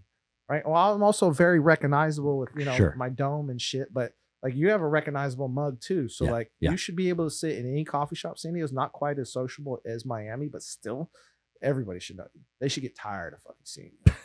Right. Especially if you're doing it a good way. Yeah. Like if you're an ethical person, like fuck, buy or block. Yeah. Buy it or block it, motherfucker. That's it. Buy it or block it. Buy it or block it. You're tired of seeing, get them into offer a newsletter, basically, and a lead magnet. You just run free shit into something that you're going to do every 2 weeks. So say for you, a lot of people don't know what the fuck this is. Like you just offer a free thing for them. Like, hey, come in, you get 3 sessions free, or I don't know. Yeah, whatever your hook is. Yeah. You just run ads to that. Our hook is free session. Yeah, just come in, just free session. First 3's on the house, and just enjoy. Yep, that's what we do. We just want you to feel better. Just get all their information on that lead magnet. You just start pumping them with value-based stuff. Hey, we have this event. We have this event coming up. Value, CTA. Value, CTA. Right? It's pretty simple. An email every other week. They basically will kind of creep on that. I don't know, 10% of the people will probably check out the email. Yeah. Like if they're interested in the thing, they'll know they need to do it. Then if you have like specialty guests like in the city, like coming on, you just add them into your newsletter. Like, oh, we have this person coming down to the shop for like a meet and greet. If you've been following this person for a long time in the health space and you're interested or have the ability, come on down to the shop, check them out. They'll be in there, because you'd be surprised at how many people geek out on these online people. Yeah, totally. Like, I got 83,000 people decided to follow me. I'm like, oh, I'm sorry for you. Yeah. Like, what's wrong with your life? I mean, let's get like 1 million. I've had like peaked at like 2-3 million views in a month. I'm like, wow. That's that's a lot of people like listening to my shit. Yeah, it's wow. And this interview is brought to you by Real Deal Wellness. This is a company my wife and I just launched, Real Deal Wellness. It's a membership base. We're charging the lowest price that has ever been offered for wellness in San Diego in history. You're going to get cryotherapy, red light therapy, infrared sauna, compression therapy, and halo therapy, which is dry salt therapy. Real Deal Wellness. You can go to our website, realdealwellness.net. Also, subscribe to the channel, share it, like it. We love you. We appreciate you. Have a nice day. The whole journey for me when I started the podcast, because I was the mattress guy, the sleep guy for years. People would see me out in public. Oh, you're the mattress guy. You're the mattress guy. 10 years ago, this is happening. And now I'm turning into the podcast guy. Sure. And the wellness guy. So it's really cool. Yeah. And I'm shocked. I'm like, no, dude, I love your podcast. Everywhere. I'm in the bathroom. guy in the like is, bro, I watch your podcast. I love it. You do? What do you love about it? I'll ask, what do you love? Dude, anyway. Yeah, no, I'm like, you have a good radio voice. It's shocking to me. Yeah, so you have a deep radio voice. Yeah. So that's good. That's good. You have a good radio voice and a presence, so you just keep building it. And how you're going to build that is bring on bigger and bigger names. Bigger names. Yep. You just pay. You pay to play. Pay to play. Pay to play. So just bring on bigger names, get access to their podcast over and over again. It's a wellness channel, so everything you're talking about is just wellness. So that's it. Just keep it aligned with that and just keep pumping. It's probably never gonna be like a Joe Rogan, but that's okay. Yeah. It doesn't need to be. It doesn't need to be Joe Rogan views to help a shit ton of people. Even if the video gets 50 views, 50 motherfuckers sat down to watch the video. Like, are you kidding me? I'm realizing. Have you ever been in a room with 50 people? You're like, oh my God, there's a lot of people in here. This is a lot. I love that you're saying this. No, to me, it's people. The ego takes over in this online space so much. I get so much harassment, death threats, the fucking works, dude. I get it all, bro. People trying to hack my shit, show up at my house. There's weird humans in this world. But the deal is that none of these people, if you're an entertainment channel, we're not entertainment channels, guys. So entertainment channels live off of AdSense. Go look at what AdSense pays out per 1,000 views. It's fucking pathetic. They do 4 videos a month. They might get 40,000, 100,000 views. Go look at what AdSense pays up. It's like $1.50 per 1,000 views. Like, that's pathetic. Like, what is this AdSense? AdSense off of YouTube. Oh, so yeah, it's like yeah. Gotcha. Okay. Revenue generated from the ads. They're entertainment channels. None of those people are buying shit from you clowns. Right. Like, okay. Like, unless you're Mr. Beast, you're not doing any numbers that are going to matter. Like, it's hard. Like, you're not spending any money. You think you're going to rip off the camera and do like a hit piece on someone, like opinion based, like you're going to like pay for your mortgage. Good fucking luck. Like, I get 100 views. I sell 1 ticket. It's 10 bands. Like, okay, I'm running another business. This is a side hustle going straight into my funnel. Like, it's literally just part of marketing. It's another form of marketing. So don't get wrapped up on the views. We can get the views if you really want to get the views, but the views won't mean sales. Right. It's so much more beneficial to do it the hard way and let that YouTube algorithm figure out exactly who you are. Because most of the audience doesn't understand this. I do whole videos on this shit on social media, but if you stay perfectly aligned with your message on YouTube, you're just speaking to one ideal avatar, a person's problem that you can solve. It might take you 50 to 100 videos, maybe even more. But once the algorithm builds out its lookalike audience of who is watching your videos, the behavior interactions, what's in the content, what's coming, it clearly now knows how to place this content into the exact right hands over and over again. So yeah, maybe we don't get 100,000 views a video. That's an ego metric. Yeah. That makes me feel good. I'm the big man. I got 100,000 views. I got 10,000 views. Yes. Big penis in the house. But the deal is like, you got to take Viagra, bro. Like, it ain't functioning, right? It's not working the way it is. And if you want it to function, you have to give it Viagra. You got to run those ads to get into the right hands. You build it out the right way. Yeah, we'll get 100 views. We might get 1,000 views. We might get 5,000, 10,000 views. But those are the exact right people, potential buyers. There's a difference here. We only target buyers. So now I don't need a lot of views. You put me in the room with 100 people, I'm going to sell one. Yeah. Even you give me a bucket of ice, bro. I'll sell one idiot that needs organic ice, right? That's just sales. So I don't need 100,000 people saying I'm the greatest forever, creeping out in the corner, watching my videos in live. I don't need that because I don't pay the bills. What pays the bills as a business is having a great product, having great internal and organic referrals because your product is good. You are good. You're doing good business ethically. You show up every single day. You work hard. You have to be able to work hard to get ahead. And then you have to market. Doesn't matter if it's shaking hands in regular life or using the digital space to market your product or service. These have to happen or you have no fucking business. It's just, you just don't. So this is the right way to do social media. It takes longer.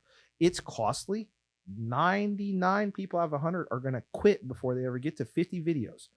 I tell my clients, if you want to master long form, be willing to push out 50 to 100 videos and get 0 in return. That was my next question. 0 50 to 100 videos. Yep. Yep. On YouTube, at least. On YouTube. Yeah, at least. At least. At least. So that's a year. If you did one video a week, that's how long are these videos? Give me a length. It doesn't matter. Minute 5, to 5 10, minutes. 20 minutes, doesn't matter.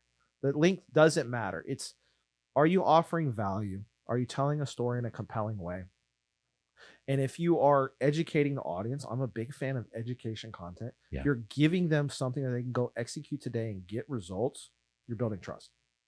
Okay, so sales, when we market today, it's not for a sale today. Marketing's typically for sales in the future. A lot of marketing campaigns that are going to sell something are 5 weeks, 8 weeks in advance. Build trust. Lots of touches, repetitive messaging, over and over, different angles. Yeah. Right. Once you're in the ecosystem, starts beating you up, you get all this messaging. With YouTube specifically, we want to go slow, but we want the message to be tight so that the system, when it's using its machine learning and building out this lookalike audience, it understands, hey, look, JD, men are only watching you. Yeah. Women don't give a fuck what you have to say. This is clearly not about lactation problems in pregnancy. Okay. This is a dude channel about, wellness and mindset stuff. Females are more than welcome to lock in, but clearly men resonate harder. Right. Right. Yeah. And then it's, they're using keywords and they're understanding what's in here. So it's red light therapy, it's health and wellness, it's sleep stuff. It's all these things about being healthier and better. Yeah. And longevity, which is called longevity. So yep. now it knows, and now it knows how to place it. We don't want to go to 100 different niche types and personality types. What we want to do is go into one specific micro niche and then get all the views in that niche. Yep. I don't want a view that someone that's interested in, one of my big clients. I don't want a lot of views that are interested in maybe my military background, right? Because it doesn't align with the product or service. I want people that are interested in how to market their business online. That's it. Doesn't matter if it's a coach or a service-based business or any other type of business. If you want to leverage social media to generate more revenue in your business, let's talk. So I want those people. Yeah. Right. So it doesn't, Susie, this 25 years old yoga influencer that thinks I'm hot watching my videos, doesn't help me in any way. She's not going to buy my product or service. She just wants to birth the next generation of Clintons. That's amazing, but I can't help you. I got an amazing woman, and I don't like yoga. Sorry, right? I look down on you. I'm just kidding, but I love yoga. Very flexible. But the point is that your message has to be exact, and the further you deviate off that chasing the views, you will find is it cost will increase over time to push your message out. It's because the system has now been confused on what you do, right? This is why when you see an influencer that's been doing, we'll just say deep work mindset videos, mindset. And those videos are getting 10, 20, 30,000 views on regular. And then they introduce a lifestyle video and gets 5,000, 6,000 views. Why? Yeah. It makes no sense. It's because all those people will say 75% of all their content, maybe even 80, 90% of all their content was about mindset. So it was a place people could go to get value on how to change the way they're looking at themselves in the world to be better. Okay. The moment we go into the lifestyle thing, the influencer space thing, showcasing that we have a cool life, it's really dope, check out me, views dive. Why? Because the system wasn't placing people interested in lifestyles in those views. It was placing the content based on the mindset. So now a lifestyle video went to a bunch of people that were not interested in lifestyle. They were interested in mindset. So when they show up at that video, they're like, I don't get any value out of this. I'm out. Yeah. I didn't come here for that, bro. Why are you fucking with me? Wasting my goddamn time. Right. And that's is this mostly YouTube that you're talking about? It's YouTube. Instagram, they all work the same. So most of these platforms work very similar now. Yeah. It's TikTok. TikTok changed how all these platforms work. And so you had mentioned earlier that, because this is what I do on mine, I have constant daily content going out on health and wellness, cryotherapy, the sauna, red light, what it's doing for the human body, the mind, anxiety, depression, inflammation, pain, go down the list. Perfect. But I'm also sprinkling in here and there my family. Sure. Like my life with my family on the weekends, little bit of here and there, like maybe one post a week, maybe two, like my flag football boys. What's the question? No, that's my question. Is that like that cool that I am throwing in little lifestyle things? Anything's okay. Well, I'll ask you this: what are you generating in sales in 30 days, top line, off of your Instagram page right now? I can't even measure it. Well, then it doesn't matter what you do. Doesn't matter what I do. If you're not measuring it, then you don't even know if it's working or not. Yeah, I have. If you like it, just do it. Meaning right now we have like we track coming in, but I haven't gotten to the number because we just launched Real Deal Wellness. And this is the first time I've ever done anything that's actually leading directly to my business. Sure. Ever. Okay. So we're not there. We're not tracking, like I'm not actually tracking the metrics yet. Okay, fine. Makes sense? That's fine. That's fine. So it's working because people are mentioning, hey, I see Jay, I saw you on Instagram. I saw you on Instagram. It works. It works because you've offered massive value. Yeah. And then you're sprinkling in your life. So I think that's the best way as a business versus you could do it the other way where it's all life and very little business. Yeah. I think cost goes up for a business, not down that way. Okay. So I think the best way to keep costs is low on a scale. If we were to run 2 tests and it's all life, just a little bit of business, and then all business, a little bit of life. When I say business, it's the thing your business does for people. It's not like, I make a shit ton of money in my business. Look at me. No, it's like, hey, we help these people feel better in this way.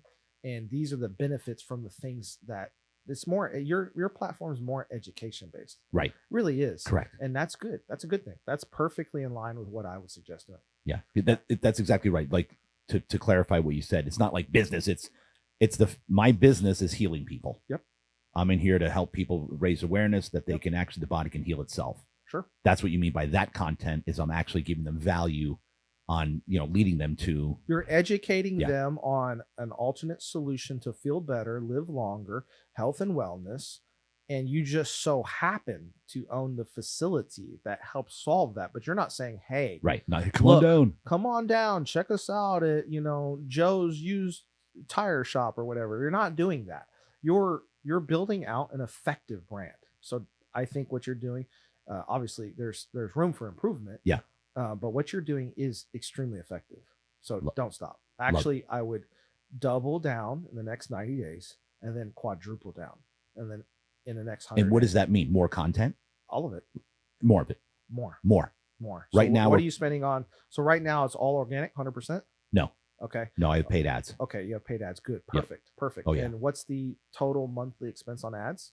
We'll just say what, 3,000, 10,000? Yeah, about Meta? Are we talking the management or just the ads themselves? Just the ads. Just the ads themselves are $2,000. Oh, that's baby numbers. Baby numbers, yeah. Baby numbers. So $2,000. So we'll look at the ads. Is this the dude? He does all the content, the shooting, the creation. Okay. Chops them up, editing, and then the marketing team is the guy that puts it all out. Yeah, well, no problem. I'm sure they know what they're doing. If you want me to look at it, I'll look at it. Okay. No problem. But the deal is like you want to see. So here's the ad game. This is where most businesses get confused with ads and marketing in general. We're under the assumption, not consumption. I'm consuming my own shit right now, so I'm high. You're basically. under. I'm basically totally in flow. All right. You don't know what that is? We're not talking about the river, baby. We're talking about energy flow. No, that's right. I'm kidding, joking. But here's the deal: is most people, I included, when I first thought of ads, I see all these marketing things. Use our top 20 creatives that are known to produce millions, and like here's our templates. These should work for you. Yes and no.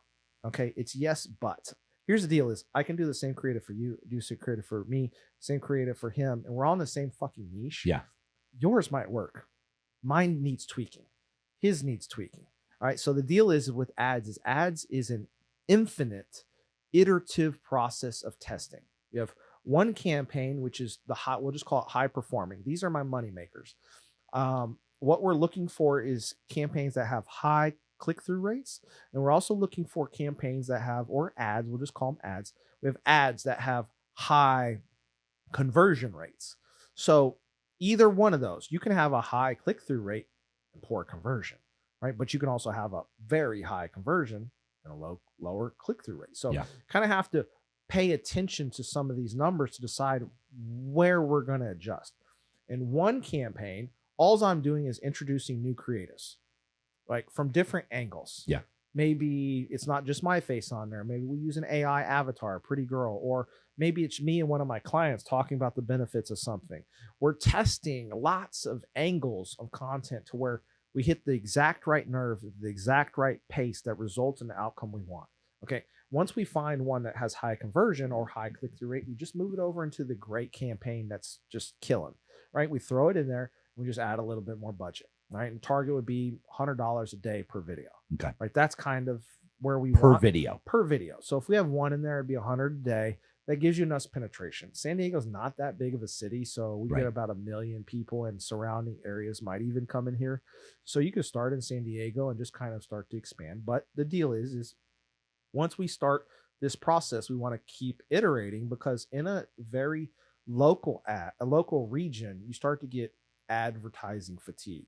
So they've seen the same creative, like, I already know what this is, like I'm good. So that's why you change up the colors, hit them with something completely different. Now it goes back to the same people, like, oh shit, like it's keeping it fresh all the time. Harmozy says you need like 10,000 touches a year just to remind them you're in fucking business, like not even sell them something. So wow, he's a marketer, right? So you need to press this. So always be testing different creatives, see which ones are working and not. Push those over into a good bucket, and you just keep refining. Say my budget is I can only do $9,000 a month in ads as a business, and that's a fair amount of budget in this region.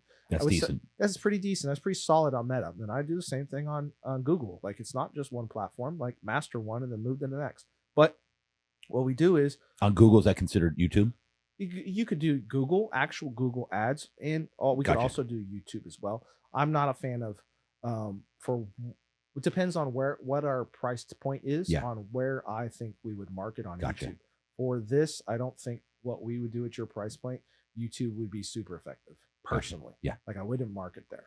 We would do it a different way. So it depends on what we're selling. We'll take this offline. But if we're selling something that's way more expensive, we'd want to use YouTube because we have more margins to absorb, versus a low ticket thing, which is this wellness ticket is very reasonable. It's a very reasonable entry point cost. It's like almost dumb to not do it.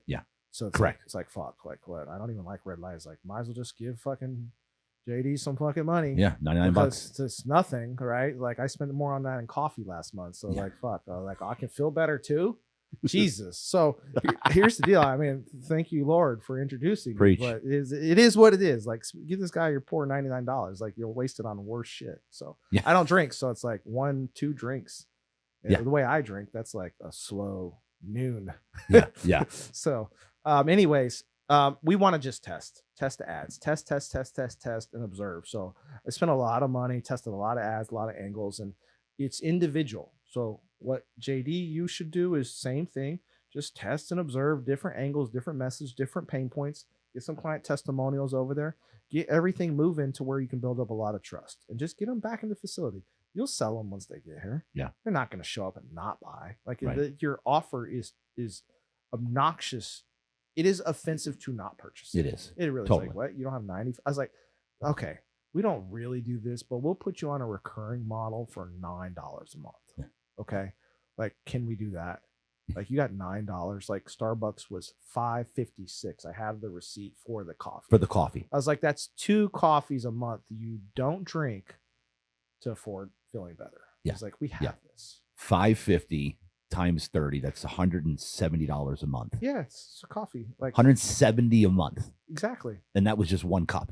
Easy. So nobody thinks about it. Nobody thinks about the math, but then it's like, no one really thinks about any of those numbers. Nothing. Same with their macros. Right. I don't think about that. Same with pushing the weight. Like, it's just 12 sets, bro. It's not that hard. It's like an hour, dude.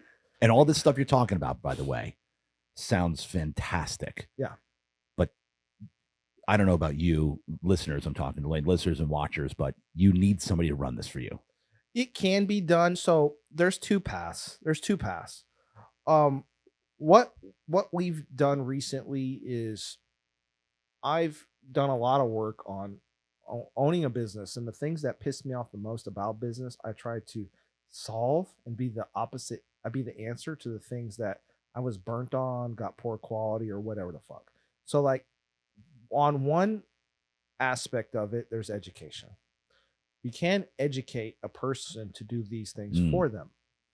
The creative's probably not of value for a business entrepreneur doing 50 to 100K a month to be doing the creatives. It doesn't make sense. So you're gonna you should probably outsource and hire a team. Same with editing. It's not worth it. But the marketing aspect of it, and how you would build out the brand and become profitable, we educate. That's one way, and that's the cheapest way to add the value into a company so that they can maximize profits. And you do that. We do that. You have an educational. We have an educational ticket where it's group setting. There's courses on the back end, and we work with the clients heavily, like one-on-one also. But we are not their day-to-day employee solving all the big detailed problems. We're educating them on getting what they need to build out their own business. So we'll help them. It's called done with you instead of done for you. So that's the most affordable route because it educates the business so that they're empowered to make decisions forward and they control their ad spend. Most marketing agencies and content creation are between the business and the client. So profit margins is narrow, right? So our whole concept is to maximize profits. For a fee, we educate you on this and work with someone, 6 months a year so that we solve all these issues. But the bulk of the lifting is educated on is handled by the employer, and also they save expense. Right. So I don't control your ad marketing budget. You do. We show you how to do it. We show you how to script your ads. We show you how to test and evaluate what's working.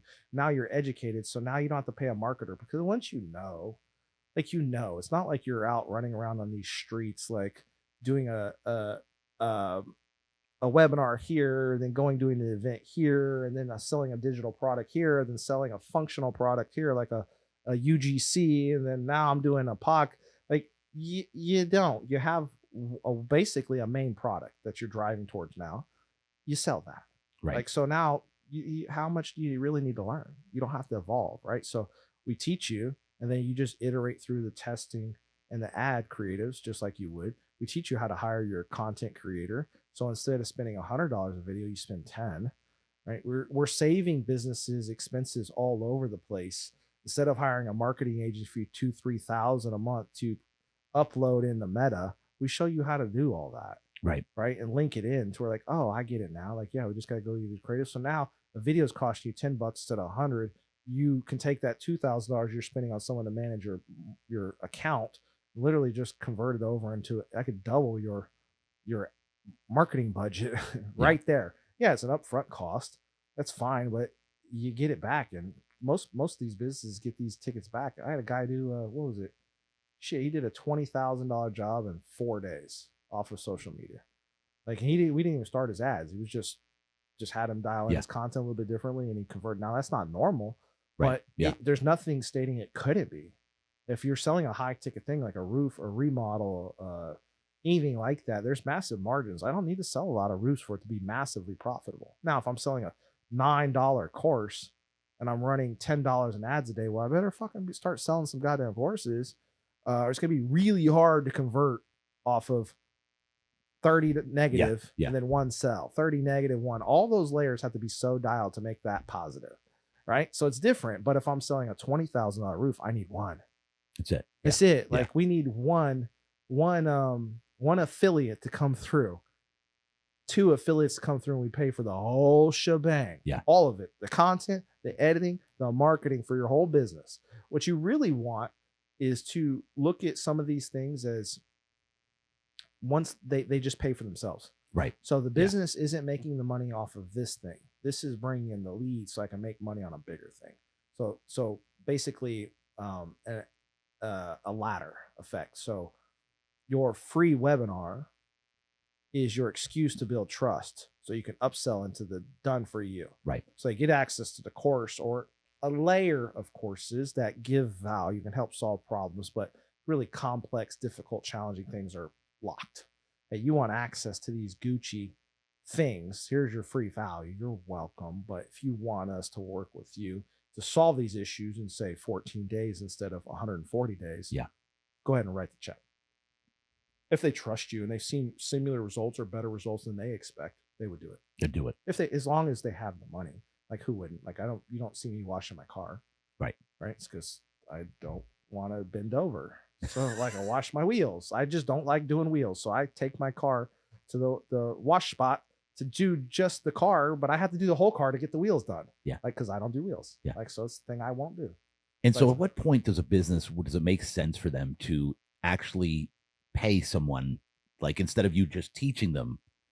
It's up to the individual if they're too busy. Like, so if you're, depends on like your run rate, right? So like, how much time do you have? How interested you in doing a thing? Do you think you could really get good at it? Or do you not fucking care? Like, it just boils down to a couple things. Can you afford it? Yes, no. Yep. You can't afford it. Well, then, sack up. Sack up and do as much as you can as a solopreneur, as long as you can, until you can afford to hire out of it. Do what you got to do. There's no other option. You have to do the marketing. You have to do the sales. You have to do the fulfillment. You have to do the administration until you can afford and make enough money to back out of one of those roles. Fuck, I don't want to do admin anymore. Let's get an admin in there. Personal assistant. She's the cheapest labor. Let me recoup that time and now focus on these other things. Oop, I got one more sale. All right, let me get out of fulfillment because I don't need to do that. Daddy doesn't do that. So now let's get a person in there fulfilling another cheap labor position. Now I just worry about sales and marketing. Okay, so you're the front end of the business branding. The likelihood that we're going to pull you out of that brand is difficult because you're at the forefront of the brand. Yeah. Right. So you have to be doing your content. So we would want to free up as much as your time as humanly possible. The only thing that you focused on was business, content, and calendar. Yeah. So you take business meetings, you focus on the content, and you're just meeting and greeting people, doing you so that you can scale your business to the next level, because everything below that isn't necessary. Correct. Like that's problem solvable with staff. People aren't going to secure your next big deal. That's you. So you have to do that. You have to do the content. So it's no different of you eating food, going to the gym, getting your sleep. Those are have-tos in your life to be a great person and your wellness process. But these other functions, they have to be viewed as not optional. Most problems with businesses, they look at these things as optional. Oh, the marketing's optional, the content's optional. No, it's fucking not. If you don't have an abundance of leads, you have an expensive fucking hobby. Correct. Right? Yeah. Great. Yeah. And that's good. We all start there, but at some point you've got to take it to different levels, and you just got to get there somehow. So for me, I just look at a couple things. It always makes sense. Like most businesses can afford 10 bands of education. Yeah. Most businesses can afford 30, right? If they believe the value is present, they trust they're going to get the results. If they don't believe they're going to get the results, then they won't do it. And for clarification, folks, 10 bands is $10,000. Yeah. For the people that aren't from them streets, right? We're talking 10 racks, 10 bands, right? It's $10,000, 10K. 10 bands. Right? And whatever it is. So if you don't have $10,000, that's understandable. But in the scale of most businesses, that's a very reasonable number. Super low. Super reasonable. That's not a lot. Yeah. And you can learn your marketing on, say, dial in Instagram and your short form content. That is not a bad number, is when I know I can make them back their 10K. Yeah. So I only work with businesses where I believe I have an almost guaranteed return. If I have someone that doesn't have any expertise, they have no credibility, I won't work with them. Like I get them all the time. Like, yeah, let's do this thing. And like, let's look, and I'll start digging. It'll be fake followers. I'll see it. I'm like, you don't have a brand. I was like, what are you doing? I was like, we got to start over. I was like, I'll do my research. And if it just doesn't feel right, like, what am I going to sell? Air? Like, I don't want to just get paid to teach you marketing and then you can't do anything with it. That's right. This completely unintelligent approach. Like, I want to help people get the results that I believe they deserve. And if it's just them not getting enough reach with social media, is helping them from scaling their business to, from 30K a month to 3 million a month, I know I can do it. I know it. Yeah. It's mathematical. Like, so you just have to run the numbers. So if it's functionally possible that they can afford it, here's the thing. Here's the real answer. It's not affordable. Yeah. That's the thing. So it's just sales process then. I just need the client to believe that I can get them results, have enough faith and excitement that they can pull it off and go for it. That's it. Like, everybody can afford $8.99 a month. Yeah. For that's cheaper than his current marketer. Right? I know I'm better. So it doesn't matter. Like, how can I not sell it? So I already know the worth. Like, okay, have your marketer compete with me. Like, that's fine. Like, okay. And this is your normal rate? Yeah, we do between 10 and 30 bands. So it depends on the layers of what we're doing. But the cheapest one right now, before we move into one to many, is just it's $11K. It's $11K for the year. For the year. The year. It's obnoxious to not do it. So I it's not a price thing. I spent my first year of mentorship in business. I spent close to I spent 35K on one dude. And then I had 27,000 in content creation first 12 months. I brought in almost 0 followers with a $55,000 investment. I can guarantee results dramatically better than that. Actually, when it comes to content creation, the first agency I worked with, I love those boys like family. Yeah. I didn't have to give them the money. I wanted to help them build their business. It made me feel good.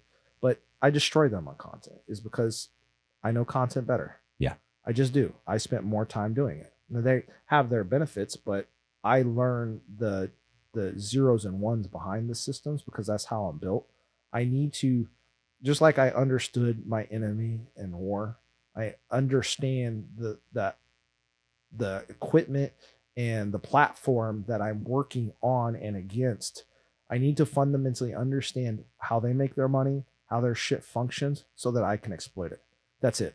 I can either take advantage of it or they make me their bitch. That's it. That's business. They're offering you something for free. They're offering you access to people's behaviors inside a free platform that they control. Like, so you have got to understand how they make their money. Because why would they make it easy for your organic content to get into buyers? They don't. Yeah, right. They don't, because Zuckerberg doesn't sit on a 300-foot, or like, what do they call them? Super yachts now. Yeah. Because they're not making money. Go look at what Instagram look what Meta makes per day. It's not a small number. It's stupid. It's a dumb number, and it's off of a free ticket. Come, let us observe your behaviors and how you buy for free. Yeah, we'll let you post it, do this. Just don't be too much of an asshole, or we'll kick you off our platform. Cool. Okay. And then they make all their money from businesses marketing. Like an obnoxious amount of money. Obnoxious. And you spend what, 2, 3? Like I spend way more than that. Oh yeah. I mean, in my career though, shit, dude. Yeah, like hundreds of thousands of dollars. You have to. And what did you get out of that? Like, you've been in business, you survived the pandemic. You're surviving probably 0809 crash. I went through that. 09 crash, the pandemic, and now you're surviving probably another downturn. Yeah, for sure. Clear recession. I don't give a fuck what anybody says. We are in one. Yeah, and if we're not in a on paper recession, inflation has definitely drifted away from the American salary by 15-30%. So what you could buy 5 years ago is like a third. We are deep. And right you now. didn't make it up in income. No. Nope. Your income held, company made profits. Your paycheck suffered and your buy power suffers. So now you're essentially making a ton of money, but your buy power's, poverty. Essentially. Correct. And that was another primary reason I left business or employment. It's like, I can't live like this. There's no way. I watched inflation be double digits in SoCal, and our politicians saying, "Oh, it's 8%." I was like, "The fuck it is." I was like, "Gas went up fucking $3, homie. What you talking about?" I was like, "Gas, food, eating out, energy, and internet. The only thing I care about in life." All those things went through the roof. What are you talking about? Through inflation? The roof. Yeah, it's like 20-30%. What are you talking about? It's crazy. 8%, dude. You're smoking something. Crazy, yeah, dude. I was like, I don't believe what that number is. It's like the gas alone went up 25%. I was like, that's inflation. Oh yeah. Yeah, that's the number I care about. It's insanity. Fuel to get to work went up 25. It cost me 25% more to go to my job. Okay. And just eating out, there's how many surcharges are on the bill now? Yeah, lots. Like 4 different types of charges that were like, what is this? Yeah, there's always something on top of something to cover the minimum wage going up. Yeah. They just say, "Oh, we're not going to raise prices." Surcharge. Yeah, surcharge. The good thing about that is food's actually significantly cheaper here than in Miami. Is it really? Oh yeah, way. went out to eat. It was about half as much as it was in Miami. Oh, wow. It's way more expensive. Wow. And tips included there. Oh, it is? Yeah, so service is shitty in Miami. What do they hit you with? What's the automatic? 20%. 20%? Yeah. Automatic? 20% automatic. Yeah, right off the bill, bro. You're like $300 fucking dollars. Like, it took you an hour to bring the check, homie. Like, what are you doing here, dog? Like, an hour? It took me 45 minutes to take my order. I was like, you didn't fill up my drink one time, kid. I'm like, I'm out. Oh my god, it's horrible. Some places are nice, but some places have good service, but they are few and far between. Even though you're playing top dollar, nice restaurants. I'm not talking like they're like what Del Fresco's closed, right? Did Del Fresco's close? So it's like yes, Maestros, yeah, Mastros. Like Del Fresco's. Right, that kind of shit. It's now Mastros. Yeah, remodeled. My Jen's super happy about that. That's her favorite restaurant. She's like, "Oh, can we go? Can we go?" I was like, "Of course, we have a seat. Everybody's gonna know us." Oh yeah. Yeah, I'll go there once a week, baby. Oh yeah, I can't wait. Yeah, well, let Summer, scream on top of her lungs. Yeah, Summer. It's a nice restaurant. Like, you guys got to leave. It was the fuck we are.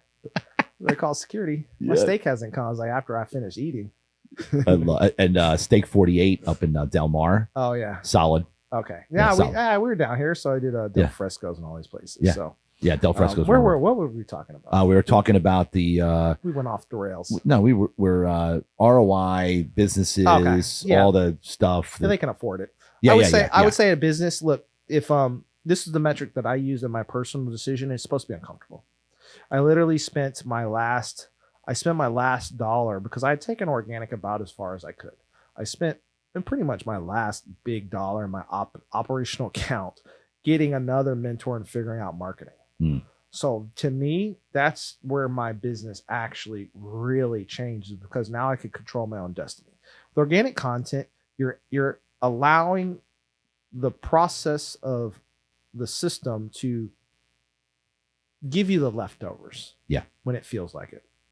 And it is very undeterministic. This is organic, you're saying? Organic content is very undeterministic. So you don't know what the population is going to love when you release a video. You just don't. Like, you can't guarantee those views. But with ads, you can guarantee reach into your ideal client's hands. So that's massively more powerful. Right. So it doesn't have to go look like, and you get 2,000 views, 10,000 views. Like, no, every single day I'm getting 10,000 views on my boring offer. That's far superior to my business model than organic. Organic warms them up and can convert, but and just in my experience, it's ads are where it's at. Ads are where it's at. Ads are basically everything when it comes to business. Anybody even selling you organic, it could work. Ads will work. They will work. It will work. And I've come to terms with that as well, because I had heard, ads are done, and no, they're not. And so now with Real Deal Wellness is the first time in a long time for Sleep Store and my other stuff that I wasn't using ads, and we use ads. So I have a constant flow of leads coming in every single day around the clock. On autopilot. They go into the funnel, they get their free session, they come in. Yep. I don't even freaking think about it, bro. No, it just works. It's constant. Yep. Sometimes 3-4 new people a day walk in because it takes time, as you said. The funnel, you're looking at, we've got it down to, I think, between 2 and 3 weeks from the time they opt in solid to where they come into the studio. That's solid. We've seen that observation is typically 70 days. 70 days. 70 days from the time they enter the content and to the time they purchase. Yeah, that's common. Yep. And we got retargeting, right? Of course, retargeting's huge. It's massive. Retargeting going back out. So as soon as they look at it, they get retargeted, and then and my guys are doing all the testing, and then we got 5 different types of ads going. No, it's good. Once they get into your ecosystem, you can target them anywhere. Exactly. So that's sure. Then we start. Yep. Then we start the campaign through. We have Go High Level. Yep. So Go High Level starts funneling or following up if they haven't come in. Sure. Because the percentage that takes automatic. A while. Yeah, automatic. I don't even think about it. Just following up, man. I saw that you checked out our ad. You're interested in what we were selling. Hey, just so you know, running the special this week. Come on down, check it out. Oh yeah. We have this new hard bucha in the city, all organic. Yeah. It's on the house. Check it out. And if you're interested, take a look at the creator here. Here's this YouTube video. Yeah, love it. It's just all marketing. So business owners right now, I'm telling you, you need this service, because I'm so busy. I work a ton of hours. Yeah. I got to man up the mattress store till I sell it. I do ministry work. I coach 2 different sports. Like, I am nonstop. Yeah. I don't even want to think. I'm at the point now where I don't even have to think about this shit anymore. Yeah. All I did, like you said, is yap on camera. Uh-huh. That's all I do is yap on camera, walk around, kiss some babies, shake some hands, go out in public. People recognize me now. And that's all. Like you said, the front of the brand. That's it. That's where it's at. All this other editing and I get anxiety thinking about it, bro. Oh no, it's hard, dude. Like it's infinite. It never stops. Never stops. Never stops. And now I'm at the point where I literally don't think about it. Yeah, it's you have a system. We got a system, the creative, the editing, But it wasn't easy. No, bro, come on. Are you kidding me? It was 13 probably months of it was. We should be open about this. This is probably the 13 hardest months you've probably been through on a scale. No, because I was in the furniture and mattress business. So there's nothing in the freaking world other than a restaurant business. Okay. That's harder than a furniture and mattress store. Really? Yeah. It's a living freaking hell. I was doing 7 days a week for 4 years to build the foundation of that one. 4 years. My wife and I both, 4 years, 7 days a week, not one day off for 4 years, 8, 90, 100-hour weeks in the furniture and mattress business. Okay. This, I put in 90-hour weeks for the last 12, 13 months to build the foundation of Real Deal Wellness. This was like a country club for me. Okay. It was the most pleasurable. Don't get me wrong. I'm not normal, but yes, to put it in perspective for a normal person, yes, 90-hour weeks is insanity. Yeah. That's what the point is. You are correct. I've worked upwards of 130-hour weeks sustained for a year. Yeah. Yeah, that's that. Furniture mattress was 110, 120 plus. That's no doubt. That's a lot. And it was grueling because I'm dealing with incoming product and buying product and stocking product, damages, defects, delays, salespeople, distribution center. That was a nightmare. Massive. Here I've got supply chain. One employee that runs it. People come in. It's pleasurable. We're healing people. Somebody's coming to me emotional every day, thanking me that we made it affordable. Yeah. This has been the most pleasurable 90-hour weeks I've ever put in my entire life. No, it's good. But it takes work. Remember what I talked about earlier is being in a niche where there's opportunity. Yeah. Okay. So niche opportunity, it's always a thing. So you're in one. Yeah. So don't hold back. Oh yeah. We're in one. Yeah. You're clearly in one. So these don't happen all the time. They don't. Your whole life, and you just stumbled on something that worked for you, and it might just be for you, but I have a feeling it's just the thing now. Yeah. Oh yeah. So it's like AI. Yeah. If you aren't using AI as a business, well, you're a dinosaur. I don't know if you've noticed Microsoft and all these other businesses like laying off thousands of employees where the machine has taken over their roles. Well, really, how complex was Susie's administrative job? Right. Really easy. And then we have to deal with Susie and her leaving to go take care of all our kids and showing up late, and her streaming YouTube all day long and Spotify and like low production. Well, the machine doesn't have that problem. Right. Okay, Susie, I'm sorry, Susie Homemaker, but you're screwed out of that admin job because AI just replaced you. And it's not just simple jobs like engineers, they're fucked. Oh yeah. Finance people, you're screwed. Day traders, you're probably dead. You just don't know it. Like, how can you outperform the machine? There's machines beat chess masters, have for decades. So what do you think is some smart AI thing going to do with analytics? Like, I don't know, petroleum engineering. You're screwed, bro. Like, nurses, screwed. Doctors, well, give it 5 years. You think nurses too? Nurses? Oh yeah, 100%. Like the people that read like X-rays and stuff. Oh, they have that built into the X-rays now. Yeah. There's no like X-ray analysis techs anymore. The machine's better. Like it misses less. Oh yeah. And it's not by a little. It's like double digits. It's like it only missed 3% of the time, and the human missed 20%. Yeah. It didn't see something. Yeah. It's like it's never gets tired. It's never having a bad day. There's not a piece of sand in its eye. It doesn't have a hangover. Like, it just follows the rules. So what about someone listening or watching this that's like they're getting all riled and hyped up, like, man, I want to start a business or do something where I even need these type of services. Perfect. Where do they start? What do they do? Okay, so in the modern world, the things that I would say is, if you're an expert in something, sell that thing that you're an expert in. If it's online, if you're interested in starting a business, I would start anything in the service-based businesses. Okay, why? Is the people that the age demographic that's retiring right now is the boomers. Mm-hmm. Boomers are done, and then also basically the Zers too are coming to the end of their employment cycle. So those businesses that are serving the communities, the non-sexy jobs, so anything laborious, home services, vehicle services, anything that revolves around fixing something with the home or the vehicle is booming, right? So let's even laundry services, things like that, like laundry mats, car washes, and anything related to fixing something broken on a house or a vehicle, or shining it up in any way. Those have massive opportunity right now because boomers are retiring and just selling their businesses. Okay, now here's where it gets cool is we have technology now that boomers refuse to do. Yeah. Okay, Yeah. social media. So if I were someone today that wanted to get into business and say, hey, look, I like cars. Like I would just do a mobile detailing thing. I would build out a social media. I would start running local ads, start making local content, and literally just happy people after their vehicle was washed up and shiny and they thought it was amazing. She's like, oh, it smells so good. I didn't think it was ever going to be this clean as good. Get that shit on camera and post it. That's it. I would just do that as a side hustle until I was making more money on Friday evening, Saturday nights, and Sunday nights and evenings are close to my full-time job. The moment I was within, say, 60, 70% of matching my total income on my 9 to 5, I'd exit my 9 to 5.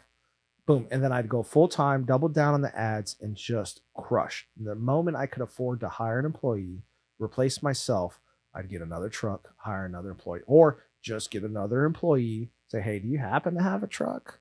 And we'll load up this equipment on your truck. So you can make it part of your requirements. You lend them the equipment or they could lease it or whatever, doesn't matter. But you have to have a way to be able to scale out of doing the work. Right. And you focus on scale. Once you have 2, 3 employees, 4 employees, you've basically replaced you completely. So now they're doing all the work. You're living off of the business. And now you can continue to scale. You can continue to work and scale if you want. But once you get past about 2 to 4 employees in the service businesses, your mortgage is good, you're eating, your insurance is good, you're okay because they're doing the majority of the work for you. So it's like 4 people to 1, kind of 4 to 10, depends on your margins in your business. That's what I would do because that has the biggest opportunity. You just leverage technology to make the business better. Like I see this thing. I follow a ton of creators like Cody Sanchez and all these places, but whether you believe these things are real or not, you just watch what other people do in the same space. They take a laundromat, they get into it for 20, 40, 50, 100K. I don't know, whatever they can get into it for. Sometimes it's nothing, right? They just pay the person retiring every single month off of an already profitable business for the next 10 years or whatever. So now they own a business for nothing. Well, they were doing it the old school way. Doors are open at 8. Close at 9. What these young kids are doing is you walk into the facility from 8 to 6 p.m. It's wash your own stuff, and then 8 p.m. to the morning it's commercial. So we're doing all the Airbnb sheets and the hotel sheets and all those things. So now they have a 24-hour facility with the overhead of one building. Now it's just labor and staff. So now I have a business that's operating 24 hours in the same space, and they leverage the power of marketing and tech. Hey, go into our app, order what you want. Uber will go pick it up and deliver it to the building, all included. And now we just run it like a modern tech-ish service-based business. You just revamp the old and boring with the new techniques and systems to make it far more profitable and do far more sales in the same concept or facility. Like that's huge. And you see this over and over again. I'm not selling like smoke and mirrors and go build out a course or anything. I'm not saying that's actually exactly opposite of what you should do. You should move in the other direction because as everybody gravitates away from labor's opportunity, right? So if internet is the coolest thing, let's be an influencer, let's sell courses, let's do all this stuff. If that's the coolest thing, then that means it has the most competition. Right. As you can see, you want to go into spaces where there's the least competition. Right. That's why I pivoted out of fitness specifically is because, man, it was a grind to make 20 G's online organically. It was just fucking difficult. I mean, Dude, I let all my leads like back up for like a day, and I was in San Diego and I was doing cross country between Miami and San Diego, and I literally sat at the hotel here for like a full day. I was like, you know what? I haven't like messaged any of my leads for a while. Like they were all backed up. Dude, I sent out like 400 or 600 messages like in a day. Like just, hey man, saw you doing this. Like welcome to the page, blah blah blah blah. Bro, I think it was like 13,000 in a day in sales by like midnight. Like and I got like the last 4 or 5 G's like between like the hours of like 11:30 p.m. West Coast and like 1 a.m. Like it was just crazy. Like I was just in the mix. Yeah. And that's what it takes, you know. It's like, but you don't want to live like that. No. Like so I pivoted into a space where I didn't have to compete with the incumbents. You know, I pivoted over into the marketing space, and there's no marketers that look like me, dude. Right. Like there's none, right? And there's almost no marketers that have a brand like at least my size. Yeah. Right. Which is pretty big to build out a page of, you know, I'd say anything over 10,000 is hard to do. Right. Right. It's not easy. Yeah. Right. So like 10,000 people in what I do, looking the way I look, like I'm no supermodel. I'm not that jacked. My backstory's not that interesting. Like my chick's extremely hot, right? But I'm not driving around in hypercars, like doing anything extravagant in my life. I'm a basic dude. Like I don't like any of that stuff. I don't like the cars. I don't like the watches. I like my person and I like food. It's clear. Daddy likes too much food. Okay. So that's what I like. And I like to go to the gym, and I like people that don't drink, don't do drugs, or are on a wellness journey. That's what I like. Someone a little interesting. I like people that most people wouldn't want to be around. The people that have checkered past, like the people that have, you know, federal cases and felonies and did time, and people that were in the military that actually did some difficult stuff and now have kind of changed their life. Those are the people. Those are my people, because that's the hero's journey. Yeah. And who am I to judge? I've hurt way more people indirectly or directly in my life than anybody currently in incarceration in this country. Yeah. How are you going to tell me that they're worse than me? You can't. Yeah. In the eyes of God, if you are spiritual in any way, there's no excuse. I didn't do those things for it wasn't like the Crusades, right? Like I wasn't doing God's work. Right. Like I was doing the United States work. Like, let's be very honest. And yes, our country benefited from it. And yes, there were some bad people out there, but at the end of the day, that probably wasn't my choice to make. And like the scripture is clear in every religion, probably pretty no to take human life or be a part of that. So how is the world really going to sit back and be like, well, you get a pass, but this one person that might have hurt one person, yes, they were horrible. They did some horrible things, but it doesn't make sense to me. So I can't judge. I'm not in the position to judge people. So I enter in every position and relationship in my life, judging the individual based on their behaviors, not the things other people tell me or history. I evaluate the system. I evaluate life based on data and feedback now. That's it. Yeah. So my interactions with JD are all I know today. I don't care if 10 years ago you did X, Y, Z, or 20 years ago you did X. That's not irrelevant to this day. You moved past it, you grew up, and we're here now. I was like, that's not my interactions with JD. I don't give a fuck what you say. JD did this, and this. I would go on, I would testify in federal court to these things. So if your experience was different, well, that's unfortunate. I'm sorry, but my experience wasn't that. My experience was overly positive, and I'm the wrong person to, try to convince. You're just not happening. Like, it's trying to tell me the earth's flat. Like, fuck, are you kidding me? I can see the curve, bro. Like, like it ain't flat. Like, it's okay. Like, I got it, I guess. Yeah. It's all right, I guess. You saw purple people coming from the walls too, right? Little green people, like we're having a conversation with you also, right? I got it. Like, so yes. That's just how I view the world. People sit, they see certain personalities. I know certain clients I have, positive or negative. Like, dude, you have this, you've lived a very upstanding, high achieved life, or relatively achieved successful life. Like, why are you associating with these nefarious personalities? Like, well, that was not my experience. my experience, yeah, they don't look like somebody you'd want to sit next to in church. I was like, but for the most part, they're probably behaving in a way that's outpacing your morals. Yeah. I was like, if they're following your same morals, they're probably beating you if we objectively measure both of you. But the problem is like you heard something. That's the problem. I want to address this real quick. This is the problem with, I guess, people in general, is if you hear one thing enough times, you think it's real. Correct. Yeah. I don't know why it is. Like I hear this, even Jen has said this before. Everybody's saying this thing. I was like, I don't give a fuck what everybody says. Like I was like, were they convicted?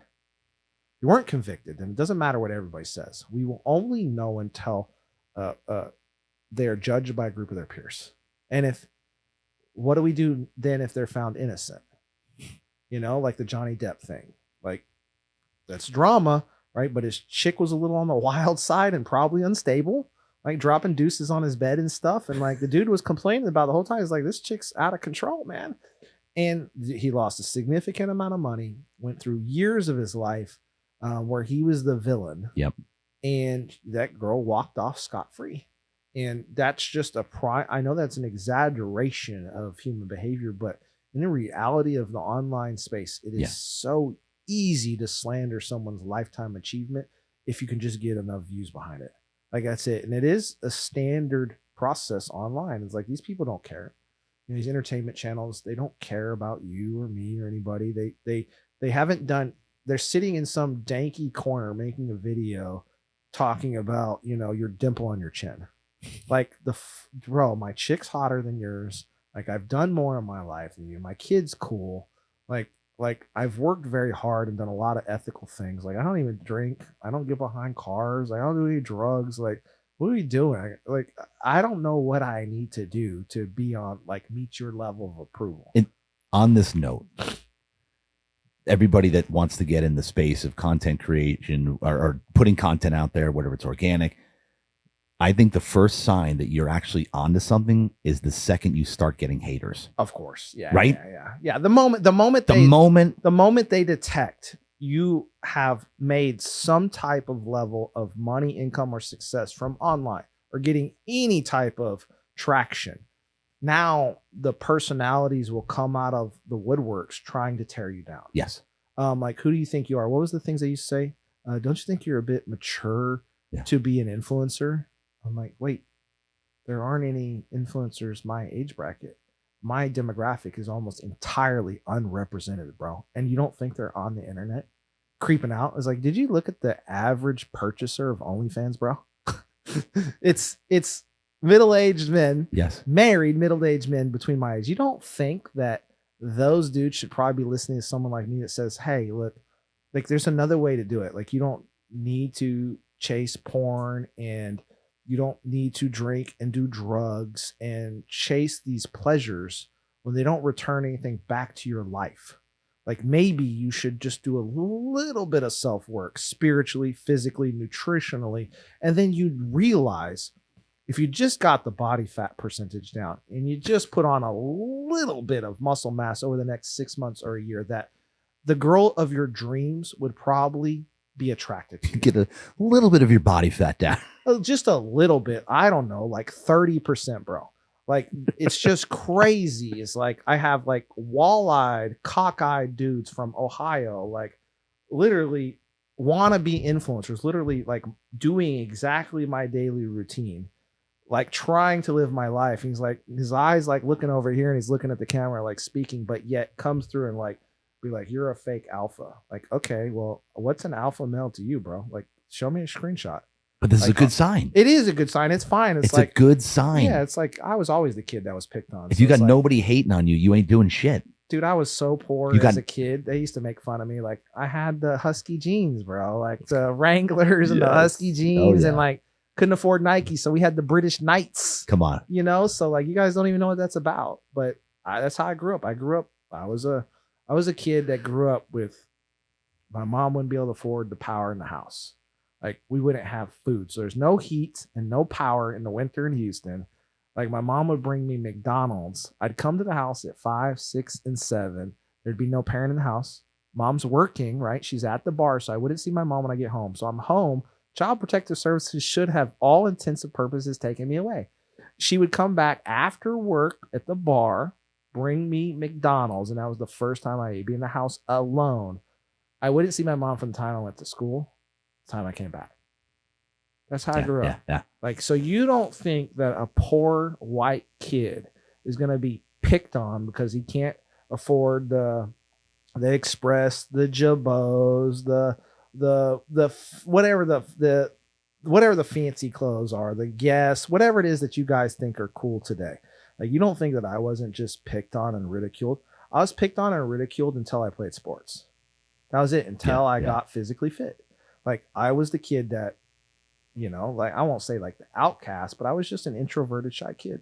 Once I got into fitness and got into Texas football, those 2 days in the summer, and lifting weights and prioritizing, okay, like, I want to grow.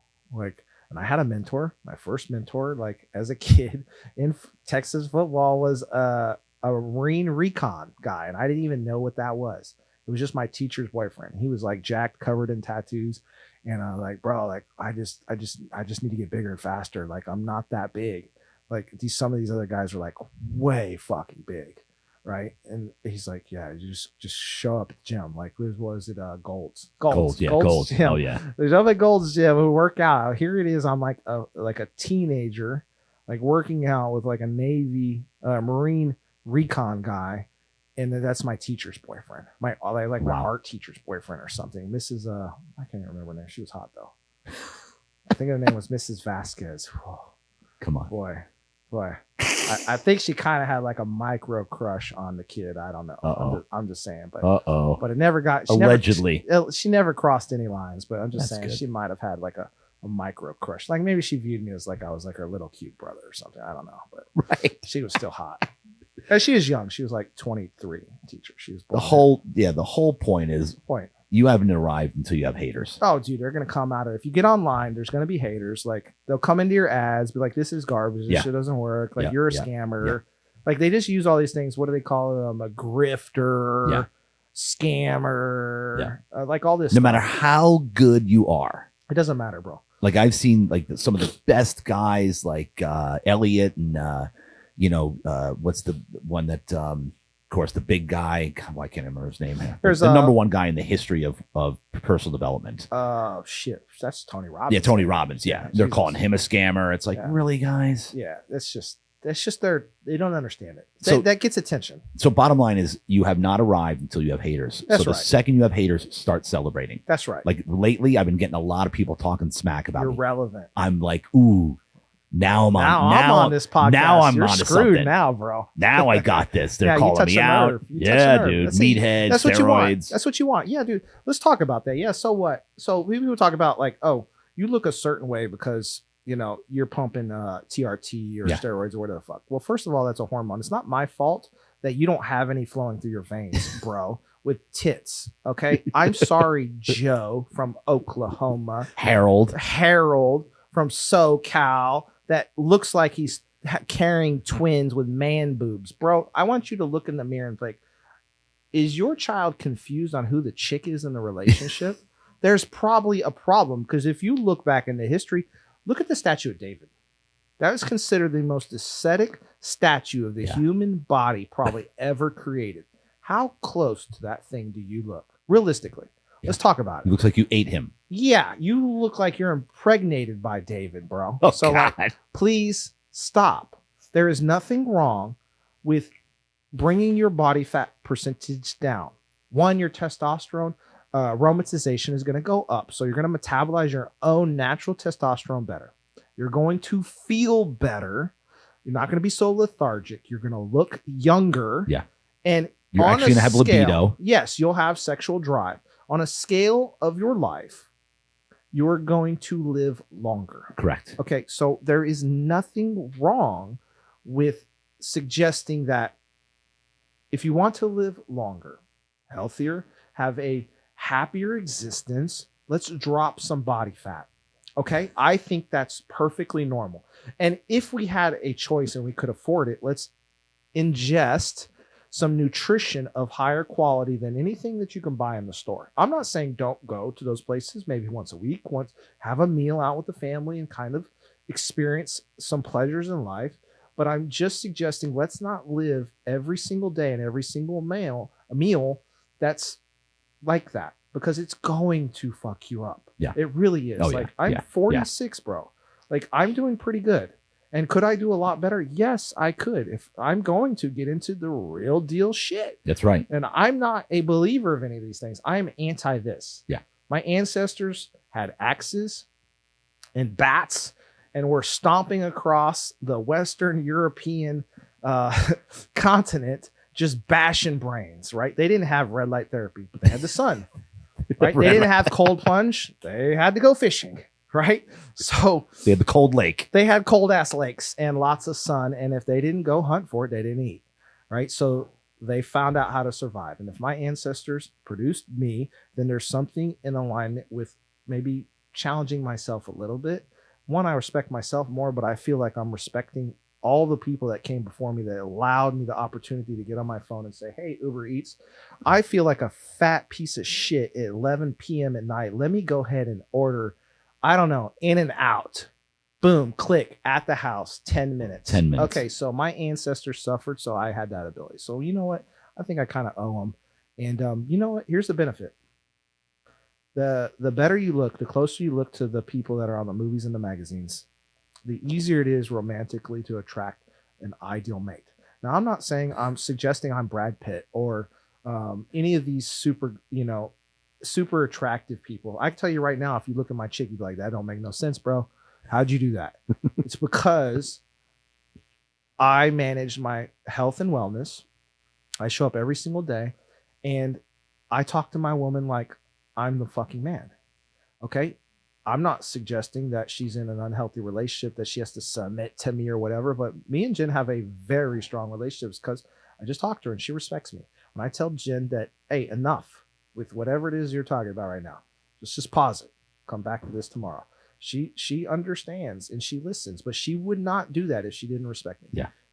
If you were beta if male. I didn't handle all the business as a man, a masculine man, Yes. we don't have to use the alpha and beta term, Let's but use like, are you doing the fucking? Are you the one getting pegged, bro? I don't know. And I'm not judging if you're into that. I'm just ask yourself the real question: who's wearing the pants and who's in charge? If that's the best woman that you could possibly get, well then you have a problem. You realistically do. If Jen, I love her to death. Realistically do. If Jen left me today, am I worried that I'm not going to get another partner? Absolutely not. Absolutely not. It's because I'm a solid guy. Not just because my relationship didn't work out doesn't mean I won't be able to attract another woman. It's because I built that. Now, if you're in a situation where you're in a relationship and you're like, I'll never be able to get another woman as good as this. That woman's in charge of you. Terrible.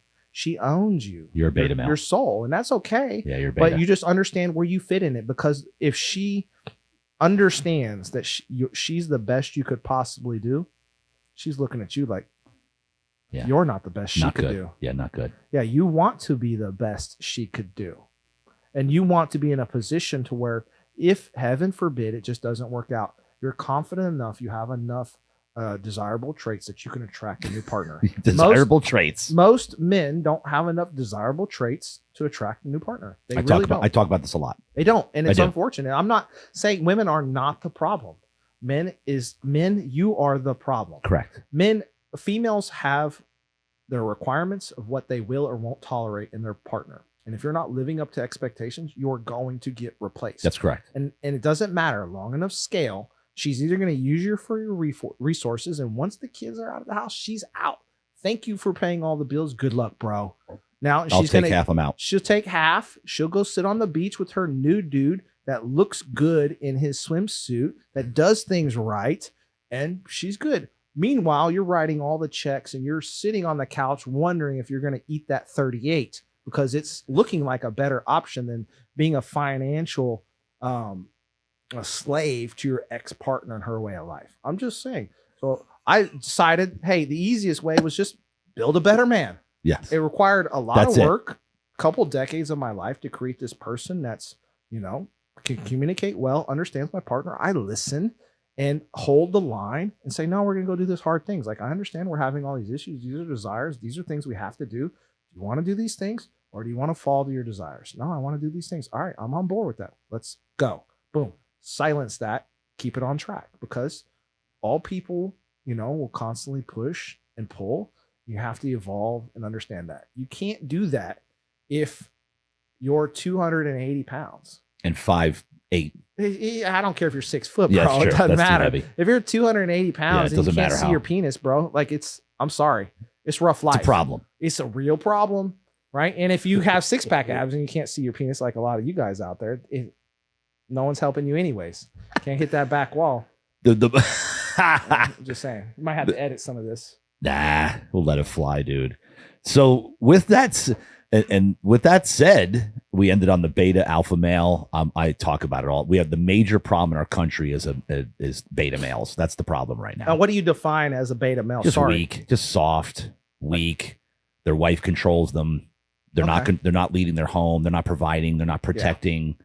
They're walking around like a sap, following. Yeah. That's beta, dude. Yeah. Just weak and soft. Yeah. I'll sum it up. Weak, soft, done. Yeah. We're not bringing it home in the sack, not taking care of wifey. You know what I'm saying? Not providing. Yeah. It's hard on these streets, man. It is hard. These were probably underfathered, overly mothered men. Realistically. Realistically, they have female traits. Will you on the volume on there, Tony? There's a volume on there. Turn it down. Yeah, there you go. Cool. Perfect. Yeah, that's the cold hard truth. So we go marketing, Marines to.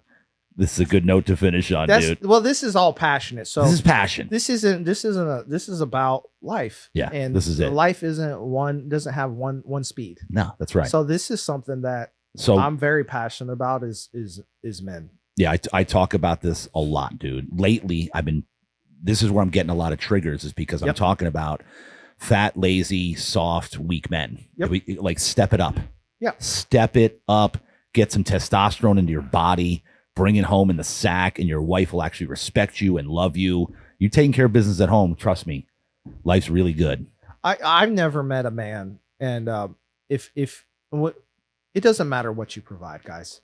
No one's suggesting here that you need to be a multimillionaire, right? Super Correct. fucking successful. It's not you men out there. Look, I'm in a relationship with a woman right now that the dude she was with completely abandoned her when she got pregnant. Just left her. Like, lifelong friend, right? So men, it's not just putting dollars into the household. It's stepping up to your fucking responsibilities when you make a mistake. Like, just because you don't want something doesn't mean you're not responsible for it. So that's it. That's not just her case, though. This is a systemic issue where men aren't delivering to meet expectations. Bro, like, my ex-wife, it's like, I've taken care of my children my whole life. Like, I can't even fathom why a dude would not be responsible enough to take care of his own child. Like, to me, that doesn't even register.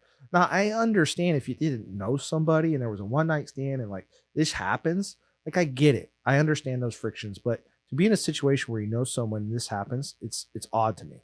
It's just odd. But this is just a symptom of a larger issue with men not living up to expectations. Walk down the street and just look at your fellow human.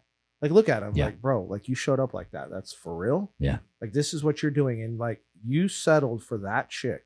And then occasionally you'll see, like, a hot ass chick with, like, a regular ass dude. You're like, okay, like, I'm interested. Like, what's going on here? You're like, what's he doing? Like, he's got sales skills, or he's funny, or like what's he doing that attracted such a partner that is clearly above his station, right? So, gentlemen, no one is coming out attacking men saying that you're lesser or whatever. I know you could be more. Yeah. If the Marines can take a person off the streets to, satisfying the crucible, and then shortly after that being in combat, just enduring horrible stuff in a very short amount of time. I'm not suggesting be in the Marines or Special Forces or be anything like that. I'm just saying put in some extra work to improve your spirituality, improve your nutrition, improve your fitness. Once you do those three things, finances last. Like, just nail those and do as good as you possibly can. You know what? If you just put in 2 hours of work in that combined things every week, or every day, that's 8 hours extra a week. You can do the math over years, a substantial amount of personal development, personal improvement. Yeah. Imagine how much better you can present yourself to society, because whether you like it or not, we're competing for all the same resources. We're all competing for the girl of our dreams. We're all competing for whatever money's left over after the government feels like printing it for us. Like, we're all competing for the same damn stuff. Well, the problem is that, men, you stopped competing and mailed it in. You just submitted. Yeah. You got down on your knees and said, what does it take to just get by? And that's okay. But if you're having a hard time finding dates out on them streets, like, you're having a hard time making the money, you're having a hard time finding your path in your community, you're not putting in the work. Like, in 9 to 5, a 40-hour week is not going to get you there. It is just not. The people you see here, JD was able to build a new business in 13 months and build his level of success, not because it was just a great opportunity, not because he was lucky, it's because he spent 20 years in the industry grinding for the leftovers of income in that niche and became somewhat successful there. And then he applied all that obsession and all that skill and all that drive right over into a new opportunity to where, boom, it's the one. It only has to work one time. That's it. Guys, when in personal development, if you're the thing that works, okay, so what if I'm just a guy that I go to construction, I'm great, I don't drink, I don't do drugs, I don't smoke, I work on my body, I come home to probably a notably more attractive woman than you fat fucks, and then I live out the rest of my life and I grind, I put my daughter through college, put my son through college, or whatever it is that they want to do, right? And then I pass away and then I leave my assets over to my children. What's wrong with that existence? To me, that is success. You did everything humanly right. You worked your whole life and then you provided for your family. That's winning. You guys out there, you're settling for your 3s and your 4s and your wildebeest looking chicks. You're getting, she's cheating on you. She's doing all kinds of things. She's not respecting you. It's because you don't deserve it. So build a better person that demands respect because you have the confidence. When I walk into the room, it is not a mistake that I'm in the room. Like, you'll see it. It's because I'm not a sheep amongst sheep. I walk in there as a clear force in the room. It's my room. Now, I'm a guest in someone else's space, but if you see me interact with people, like, I'm not docile. I'm not their bitch. Like, I'm a man and I'm going to make my position known, is because I respect myself and I've lived it and I've earned it. This isn't given, guys. No. There's no part of any of this stuff you think you get a head tattoo and you're going to walk around the world and the world is just going to, like, magically, like, these are just things on the outside of my body. All the true things, all the real scars are inside. Oh yeah. Right. So, like, if you've really been through it, well, now you're larger than life. Yep. Now you just know you're unbreakable. Like, come on, Rocky. Like, and I didn't attract the most beautiful, incredible woman into my life until I worked on myself. 100%. I went on personal development for 6 months, looked in the mirror and said, dude, you got to make some changes. And I did. I worked on myself. I focused on myself. I went to seminars after seminar after seminar. Within 6 months, magically from the heavens above, my wife was sent to me. That's my original savior. It's because you deserved it. Yeah. You were worthy of a match of beautiful your dreams. Woman. Before, the reason why all your matches were failing is because you were non-worthy for the thing you truly desired. So they had better options. That's right. Now you worked on self and built something in self that is worthy of the thing you truly desire. You have to become the thing before you get the That's thing. right. Correct. Yep. That's an old cliche. Do have. It's it. It doesn't work. You can't be a husband before you're husband material. So if you want the wife of your dreams, you had better lay down husband traits long before you attract your wife, because you know what? Heaven forbid, you meet the exact girl of your dreams. But yet you're out playboying around, doing all the bullshit. You're not ready to be a husband because you have no practice. You have no reps in that process, that lifestyle, that mindset, if you will. She's going to detect that. And she's like, I thought you would have been that great husband of my dreams. I'm out. But if you would have just basically adopted all the husband traits ahead of time and gotten really good at them, now your life is completely open for the wife of your dreams. Be, do, have. Ladies and gentlemen. So simple. Men. Moral of the story. What do you say? Get them. I was going to say, step it up and go get them. We're behind you. As much as we're chopping you down right now, we're rooting for you. Oh, no. Just make no rooting mistake. For you. I think every single man could be a force. I think every single human has unparalleled opportunity and ability to just be of the history books. Absolutely. I know it in every single person. And this is why I do everything that I can to just show the life that I live. Right. And maybe that's not your dream life, but maybe you take one component out of my message or a piece of content and say, you know what, that right there, I rock with, and let me just do that and be better. And then you go build your version of dream dude. You can do this. And same with girls. Not all about girls. Girls, you know, you're not living up to expectations too, but we're not going to dig into you just yet. Not today. Not today. 2.0. Today. 2.0. So, ladies and gentlemen, SD Clinton on Instagram. Hit him up. We'll put his stuff on the posts and everything, the clips that we're going to do. If you business owners, entrepreneurs, if you're looking to build your brand, scale your company, hit him up. He's got some free stuff he can give you, some pointers, get you involved in his courses and his systems. But he's freaking he lives what he talks. And my man, this has been an absolute honor. It's been a pleasure. I'm so glad that we connected. I'm looking forward to connecting further.